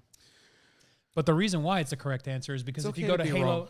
no, if you go to Halo, if you go to Halo Pub, MVP Fat Man move, ask for cookies and cream milkshake, large, chocolate milk, add the little chocolate chunks, like I think they call it like God the Bird, whatever. They have like a brand name little chocolate topping. Add that in there. Godiva? No, not Godiva. It's some kind of like normal milk chocolate stuff. Chat, hit us up with your ice cream flavors. Absolutely delicious. Nikon says chocolate mint, you heathens. Chocolate mint. Okay. If I wanted to brush my teeth with chocolate, I would do that. I love mint ice cream. My wife, My wife I agree with loves mint ice cream, hates chocolate mint ice cream. Because the chocolate chips get in the way of just the ice cream. So, and she has sensitive teeth, so she can't chew the chocolate part. So it's just more frustrating than anything else. You know what's low-key a sleeper? Pistachio ice cream slaps. Butter pecan. Hit and miss. Butter pecan. I'm My hit and dad, miss. my dad before he had sugar problems, he can down a whole pint of butter pecan in like not even 20 minutes. I love me some chocolate with cherries. Chocolate cherry, Like good. Halo Farm. I fucking love Halo Farm. Oh, I live like 15 minutes away from it. It's Same. amazing. This is the wildflower rottamel that we're gonna try. Correct. Yeah, we got a lot Chocolate of with cherries. We or got a chocolate lot ice of cream, chats. The best. Dana says Sorry for pouring too Barry Calabute Stop. What? ice cream flavor. Barry Column. I have no idea what you just said. Is that something in That's Polish? the chocolate. Oh yes, that's the brand name of the chocolate. I got so confused. me. That's the brand name of the chocolate that I was talking about. Did you say wum raisin instead of rum raisin? Or is wum raisin an actual flavor? It's Wumwaisin. I was about to say, are we going ooh language here? Because if we're going e-girl, I don't want to. Welcome to What a Wamp White. Oh my god! Where's a wifle? I'm going to smack you. That's from fucking Fallout. Hot take vanilla. I'm with you. I like vanilla. In 3, there's a little like settlement of children that are hiding out, God. and they call it Little Lamplight. Yes. But Widow Billy has a speech impediment, so he calls it Widow Wamp White. And when you do enough quests for him, he delivers you a special gun called the Wazer Rifle. I forgot. Okay. I haven't played 3 in a while. So we've got chocolate buttercup. Pistachios fire. Kitty says homemade coconut ice cream with dark chocolate chips, toasted almonds is really good. Oh, man, All right, that we, sounds so good. We get it. It's delicious. That sounds fucking awesome. To bounce off of that, she got a new ice cream maker. So she's like, I'm going to throw out my old ice cream maker. And I was like, I'll take it. And I got in trouble with Dana because I came home with a Hello Kitty ice cream maker. Why? Why in trouble? Because I bring home a lot of shit and she hates the fact that half the basement is just me and my hobbies that I don't finish. So I have What else would you use the basement for? Other stuff. Yeah. Like what? Storing Christmas decorations. Oh, that's fun. we have an ice cream maker. I love making homemade gelato. In the chat, she goes, and he has not used it since. Okay, that's a different story. Yeah. Now we're seeing some parallels with the Joe hobby. Kitty says make Dana ice cream. Do Yeah, you right. it. Flavor it with the mead. So No, because then she won't eat. Then she won't eat it. So I had a plan. I told you about that peanut butter whiskey that I have. The That the peanut butter dangerous stuff? liqueur. I want to Yeah. So make good. peanut butter vanilla milkshakes with that in it. But like, I'm gonna be sleeping over because I'm gonna you're not not gonna be able to notice, drive home, man. and we're Joe. gonna have a problem. We're playing D&D tomorrow. Yeah. Got it. I got to take out the blender. All right. So oh man, you guys are gonna so- have a drunk DM again. It's not peanut butter whiskey. I do have peanut butter and jelly whiskey, but it's peanut butter liqueur. Kind of like a cream de cocoa, but peanut butter. So I mixed it with chocolate milk. Couldn't taste the alcohol. So we're going to make sundaes out of it, or ice cream Milkshakes. milkshakes. Because of that episode, I bought myself a bottle of peanut butter whiskey. Nice. Screwball. Nice. So good. Screwball or- No, it or was the squirrel. no, it was a different one. Dog something another. Oh, I've yep, had that. Also really It's good. also good. It's oh my god, I love it. If anybody ever calls into question how low my alcohol tolerance is, I'm tipsy. I mean, It's about that capful. I was about to say, to be fair, and like the amount that you just drank, like 3 back to back, I'm not surprised. If your This is the tolerance is low. wildflower. This one is the Rotomel, which is rose flavored. Yeah. Yep. I tried my best, and I think I got it to be on the Smells really good. drier side. You did. This is my favorite one so far. Yeah. This has like a really interesting flavor. It's like I don't get a whole lot of honey. Mhm. It tastes very floral, and it's strange because I Wow. don't usually like that. But this is really good. So the scariest thing to work with rose, because pretty much I didn't grow roses and just rip their petals off. I bought on Amazon. You monster. I know. He loves me. He loves me not. He, loves mead. He loves Damn it, mead. he got me beforehand. Nice. We're at the same Yeah, time. yeah, fair enough. But pretty much you can buy rose tea, like rose petal tea online, and you never, like when you said you want to make tea, like you add tea to thing, you never want to put your tea or anything in here, like my rose petals. So I put the rose petals in here, and I let it sit for 12 hours too long. It will literally taste like soap. Okay, Really? yeah, rose is dangerous when you want to extract it for stuff. That's why you want to make it into a tea. You saw me take my black tea and pour it in.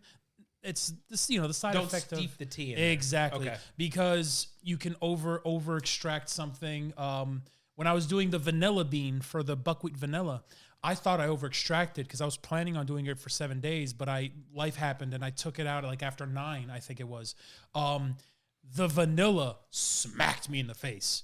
Like In a hard. good way, or No, in a bad way. Oh. So over extracting vanilla, because vanilla doesn't, it's weird. Vanilla flavor that you think of, it just bolsters other flavors. Well, vanilla is usually bitter on its own, right? That's Exactly. the whole. Yeah. So like if I wanted to add chocolate, I would add a little bit of chocolate and I would add vanilla as well. Because then the chocolate flavor would get boosted by the vanilla Because that's exponentially. that's like the whole thing when you're baking. They're like, oh, everyone will just add a bunch of vanilla. It's like, don't do that. You're gonna have real bad time. Oh yeah.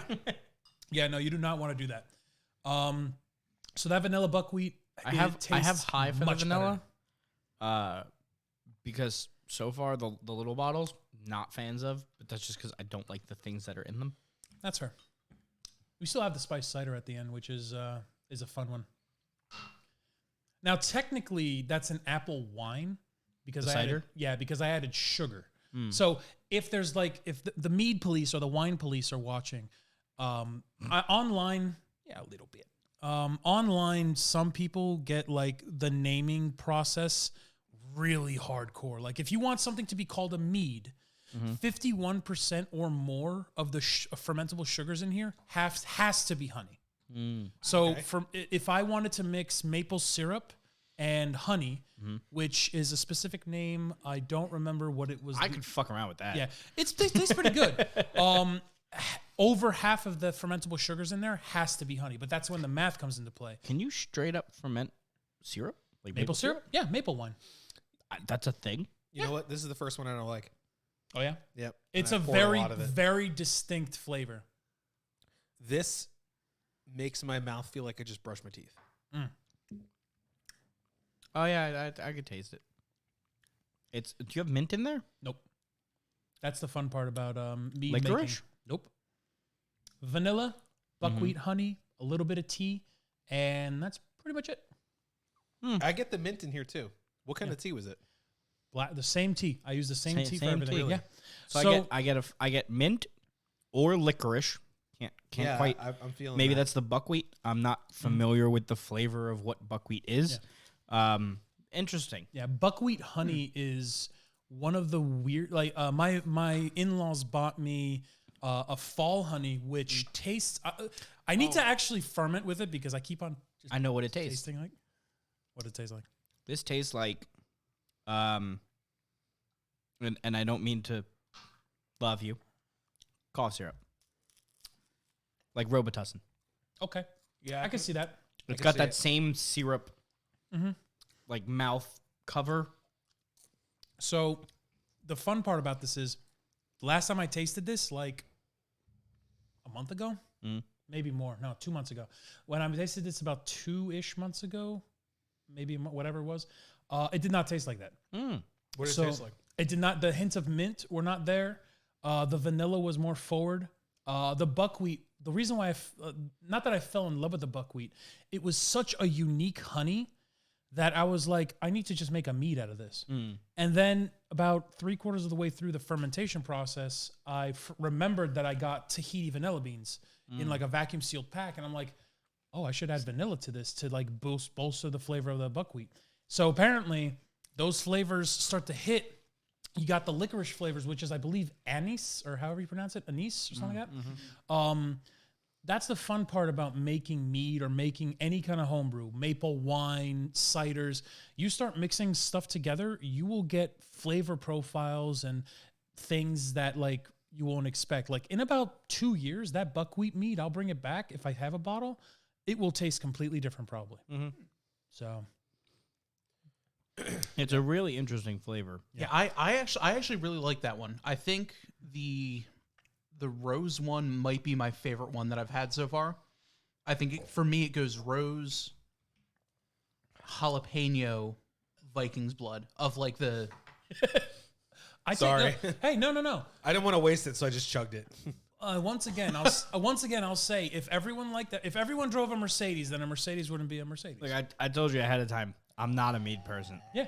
But I'm surprised is that you like more. I thought you would be like, I'd like the cider and I like the, I don't remember which one I thought you were going to like. I thought you were going to like the jalapeno one, I think, because I didn't know your spice tolerance. It's not the spice tolerance. I just don't like the taste of jalapeno. Fair enough. I am curious about this cider because I did not think I was going to have a cider age. Because, well, yeah, no, because the cider, the ones, the recipe that I got is supposed to be drank young. Straight up, I only smell cinnamon. Let's find out. I did add a cinnamon stick to the end. I only smell cinnamon. I cannot smell any cider. Guys, I lied. I just poured Fireball into this bottle. Damn it.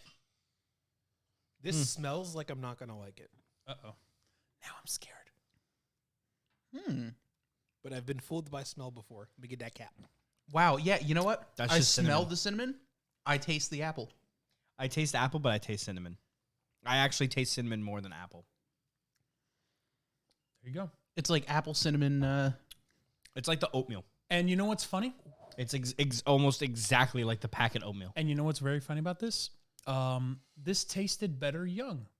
When I had the younger bottles, the cinnamon was it was on the front. You will smell it because I was making this around the holidays, so I wanted that cinnamon smell. Right. But the apple was more like I'm here. Here it's more like mellowed out. Yeah, the apple really dissipated and the cinnamon really went way up. I love this. There you go. It is amazing. There you go. So, It ends up being ridiculously smooth. Mm-hmm. Yeah. Because you just mostly taste cinnamon. yeah, the older almost. I want to say almost all of these are just going to get smoother with age. The only one that I'm worried about is the buckwheat one, just because of how the buckwheat honey tastes now.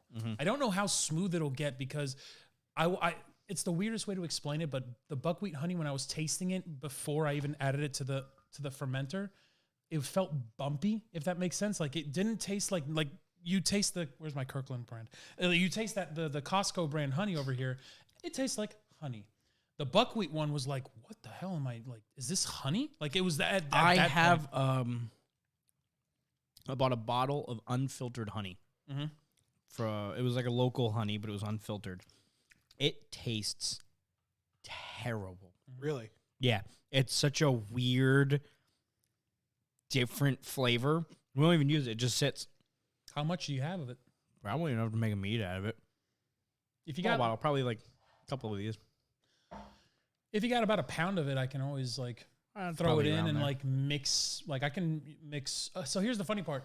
So honey by itself has this characteristic where sometimes, and you might have tasted it and you didn't know because you didn't drink as much. I'm not saying this to sound like, oh, look at me, hobo-toby, like hoity-toity man here.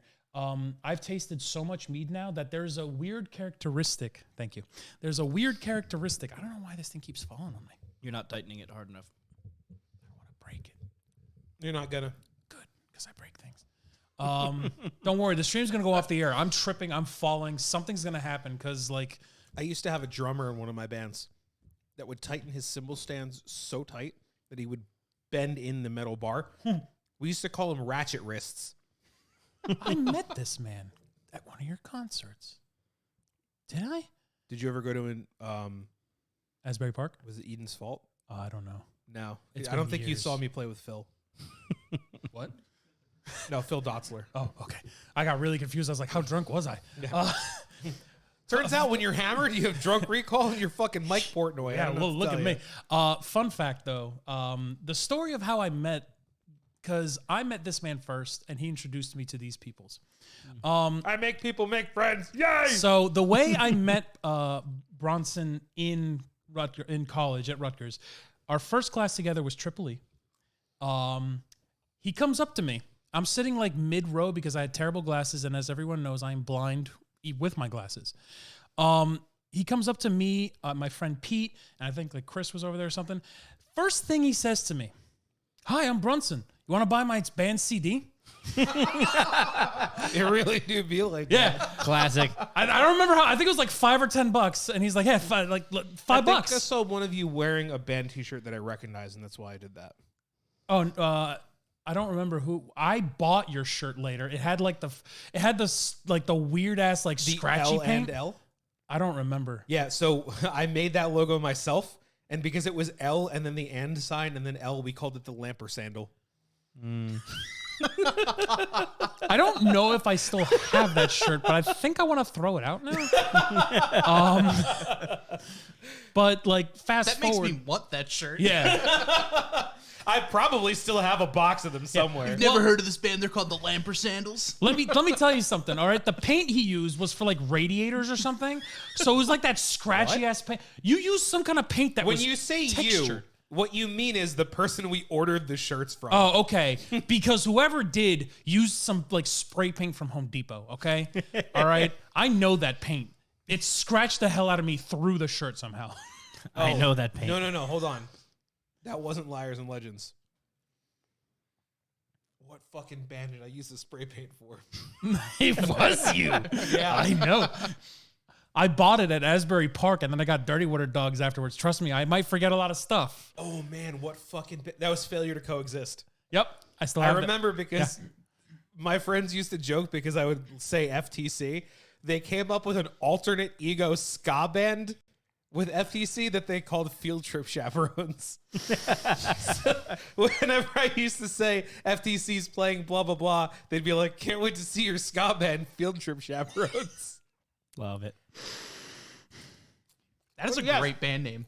Yeah, I did make those shirts with Home Depot spray paint. yeah, Sorry. yeah.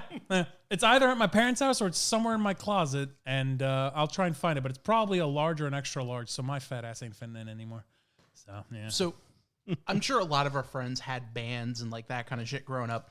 What were some of your favorite friends' bands' names? Because I have one that I think might be my favorite band name ever. Then you go first. Dr. Beat and the Atomic Show Ponies. All right, you guys don't have to say anything else. That's Not- it. They weren't my Yeah. friends, but I liked a ska band back in high school named the Waffle Stompers. I do remember that. Everybody do the B SWAT tonight. That was their dance. You had to go like that, and it's called the B SWAT. I didn't hang out. Literally the first time I went to a band's like concert that like my friend was in was his. I had like, I have a couple friends that are like musically inclined. If they were in a band, they never invited me. But But like- I was the annoying one. yeah, well, you sold me like you literally walked up to me and was like, "You want to buy my CD? $5 It worked. or $10. I still have it. I might have it at my parents' house still. I'll bring it in. I was listening to it. It was If that's the Failure to Coexist stuff that I recorded with them, I haven't even heard those songs in years. That was probably my funniest band departure. I quit because the guitar player tried to steal my head. Amp head. Good thing it's attached to you. Okay. All right, good. So Yeah, because the head of the cabinet where it actually processes the sound that's not the speakers. Okay. It's called the head. yeah. See, you were telling me that I was saying innuendo. What? Yeah, I think you got still him. staring at him because you said good thing it's attached to you? I think. This is why we don't give Bob alcohol. So You're supposed to beat the level. I was in two bands. I was in Failure to Coexist and I was in Rebuilt in Time. And I told the guitar player who was borrowing my equipment, I need this head for a show I'm playing with Rebuilt in Time. Do not take it home to practice it with. And he looked at me dead in the face and was like, I'm going to take it home with me because I need to practice with it. And I was like, you do not own this piece of equipment.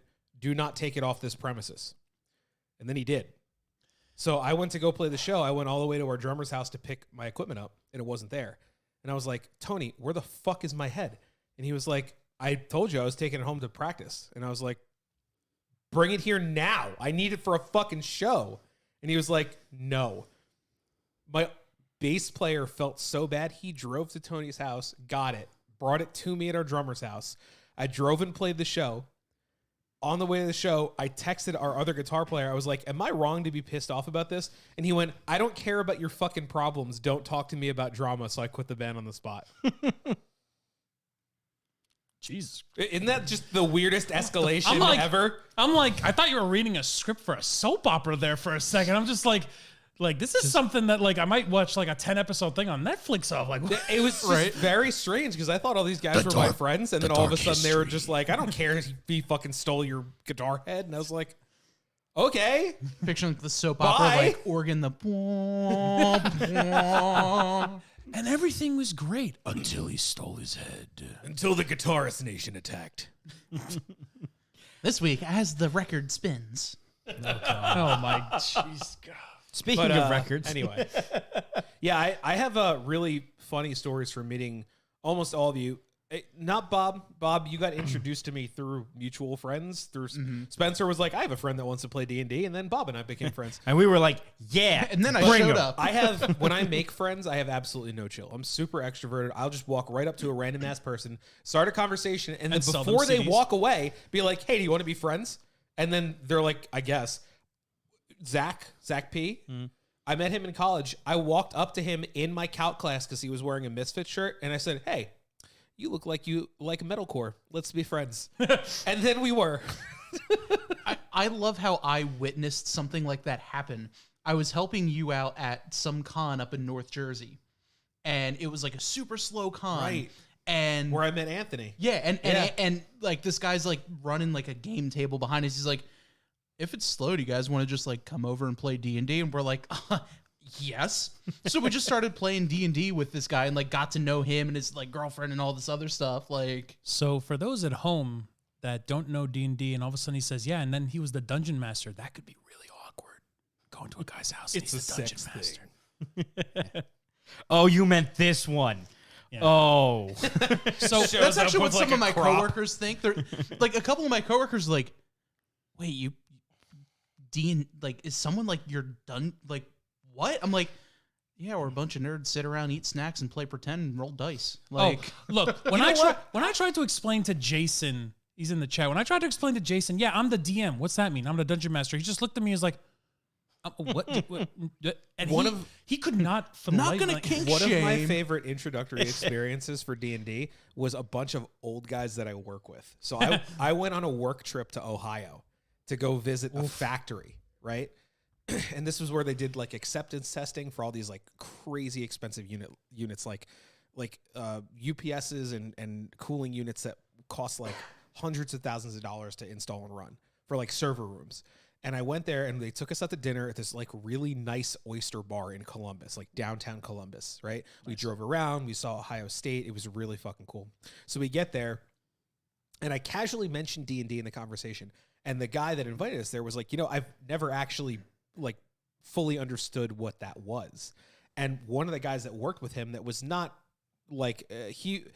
that guy was probably like 60s. This guy was probably like mid 40s, and I'm early 30s. He was like, "Oh yeah, Dungeons and Dragons. I used to play all the time in high school." So the two older guys at the tables, one guy was my age, the 40s guy, and then the two guys like probably in their 60s had no fucking clue what it was. So in order to explain it to them, I was like, yeah, I would give you would make a character sheet. You would have the stats for your character, and then I would just run through this whole scenario. So they were like, well, what do you mean? And I was like, okay, imagine you are a character in the Lord of the Rings setting. You walk into a bar, some guy walks up to you, steals your drink. What do? And they were like, I go, why'd you steal my fucking drink? And I was like, cool. Roll a persuasion check to see if he wants to even talk to you. And they're like, oh, they're starting again. And I'm like, what if you wanted to punch him in the face? You can then roll an attack roll. And that's how you kind of walk people into the hobby. It's like, you tell me how you react to the situation that I put you in. And then that's literally the entire game. Yeah. So as you were talking, I remembered something really funny. Uh-oh. You've DM'd. You're DMing now. I don't know if you've ever DM'd. I've DM'd one-shots. Okay. So where do you practice your voices? Everywhere. Oh, in the Everywhere. car. Because when I moved in for the first few weeks with Dana, and she bust the door open into the shower, and she was like, "What the fuck are you doing?" I'm practicing D&D voices. Summoning demons, honey. What? I was like, yeah, they're gonna be like fighting this really bad guy, and he's a wizard, and he says, "Shut up!" And just like she walked out. Yeah, like I love you, baby. I have a habit of talking to myself anyway. She says, it's how I problem solve. So instead of thinking about what I'm supposed to be doing, I will just say it out loud to myself. That's why I wear Bluetooth headsets. I'm not talking to anybody. It's just there so if people look at me, it looks like I'm having a phone call. Oh, he's not insane. Right. It's there for show. Yeah. So Cucumber salad. What? I like Yes. Elena will be up here like playing games or whatever, and I'll just be talking to myself walking around the basement. So usually, yeah, I'll have like a couple voices. I talk to myself like this. I talk to myself like that. Whatever conversation I might be having that day. Yeah. So Yeah. it's all over the place. That's where pretty much where my current character in your campaign, that's where his voice came from. I was just randomly talking to myself. I'm just like, wait a second. Yeah. What if I made him sound like he was slow? Hi guys, my name is Hagen. I noticed that thing is bubbling. It's starting. It's slowly. Now, right now, it could be just like a little bit of like oxygen coming out of suspension because slowly but surely what we want to happen, there's mostly 99% oxygen in this little air cap right here. And eventually the, sulfur and the mostly I think it's carbon dioxide or monoxide, one of the two, probably dioxide, that gets pushed up and eventually it's denser than oxygen. So it'll push it out. And that's what we want to cap on because carbon dioxide and that stuff will not allow this to go bad. Can I ask? So the yeast in there are feeding on the sugars, right? To Eventually, to yes. make alcohol. Mhm. What happens while they're in the package? Like if you don't, if there's not enough sugar from the tea, don't they like die off in there? Why don't they die in the package? So the way like that yeast, like let's say I bought a 10-pack on Amazon and I just kept it out, it will die eventually. They have a shelf life. I was gonna say, don't the packets have a shelf life? Like I have yeast in there. Do you have it in the fridge? No, I bought a different kind of yeast. Yeast, I think I bought the quick one. It's like 30-minute. so yeast is yeast. I would suggest take that and just put it in the fridge. It'll survive. I have all my yeast in the fridge. Yeast will go dormant under I think it's like 60. Some go lower, but like around 60 degrees or lower, it'll go dormant and it'll just go to sleep. And they will survive much longer. All my yeast, I literally, except for maybe the champagne yeast, all my yeast is over a year old. And it still works because it's in the fridge. If I kept it out, they will slowly die off. And the thing they don't tell you is half that packet is already dead yeast. Really? And yeast are cannibals. And they'll eat. Right now, half of the stuff that's floating around here is dead. And the other live yeast is eating them to build the colony of other live yeast. And when yeast gets old enough and dies, the next generation will eat that and cannibalize it until there's too much waste product, aka alcohol and carbon dioxide, whatever, and it'll stop working, and then it'll go down here and make a yeast cake. So is the the yeast in the packet, is it actively, if it's not dormant, eating all the dead yeast? Yes and no. It's more along the lines of sugar is their main food source, and then it uses the bodies of the dead. That's metal as hell. I didn't think of that in my head. That's it uses, pretty badass. It uses, Climbing over the corpses of my forebears. yeah, like straight up. But it will use like hang the on. dead yeast. Skeleton Land or Skeleton Lord 1. So what are you guys talking about? Yeast. And mead. So Talking about making mead. if you're just joining us, we have Welcome Phil to here. the weirdest nerdy chemistry thing that people can talk about. We If were you guys talking- want more, by the way, please feel free because most of that needs to get drank now somehow. Have fun. Yeah, I'll talk to your wife. I'll leave like a bottle. Give me or some two of that because big bottle. She want First one. Which one? First one. The OG. Yep. Oh yeah, that's the good stuff. That shit slaps. You could pour That me was some really too. good. Could you just because like you're doing D&D things? Why is that not called tavern mead? I can make it. Yeah, I can That, call that it should tavern. be the OG is the tavern mead. Yeah, I could make it. I could call it that. I just went with my traditional mead. That way, when someone else, like someone not related to D&D, is like, "What's this?" I think tavern mead. I What's think that. it's more funny for tavern mead. Oh, it is coming. Tavern. And a side note, which everyone knows how ADHD I am. Side note: the color here is like one of the clearest meads I've ever made. Is that aged one? Surprisingly, it was not that clear because it's stalled and it took so long to finish fermenting. It's clear. The It clearest, kind of looks like a white wine. yeah. And I'm surprised. It used to be much more golden color, like right there. Like you see that in that big glass right there. It was close to that color when I like the first like So it 6 was- months to a So it year, was closer to like a. like honey. It looks like an amber. Yeah, like if This is you my if you favorite one. liquefied like regular honey, that's what it looks like a golden, like the Golden Graham commercials, like the boxes. That's the color it's supposed to look like, but it ends up right now almost looking exactly like a white wine bottle. I amend my previous statement. This one's a 10 out of 10. 10 out of 10. This is so fucking That's good. just because you're Well, buzzed. I'm gonna tell you right now. Why do you think I asked him to drink more? I want that ego boost, you know. The more drunk he gets, the more validation he gives me. Oh, so my favorite part about his alcohol tolerance is we were here. It was like a pay-per-view. It was one of the AEW pay-per-views. And I like mixology. That's another one of my hobbies I like to do because, 2 ounces of this, half an ounce of this. It's just math with liquid. Science! Yeah, literally. And I just Drunk math. I mix something together and it tastes great.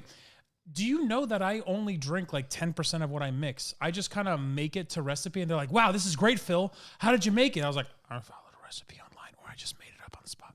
Because I've been doing it so long, I'm like, oh, I know that lemon and this sugar, this quantity probably tastes good together.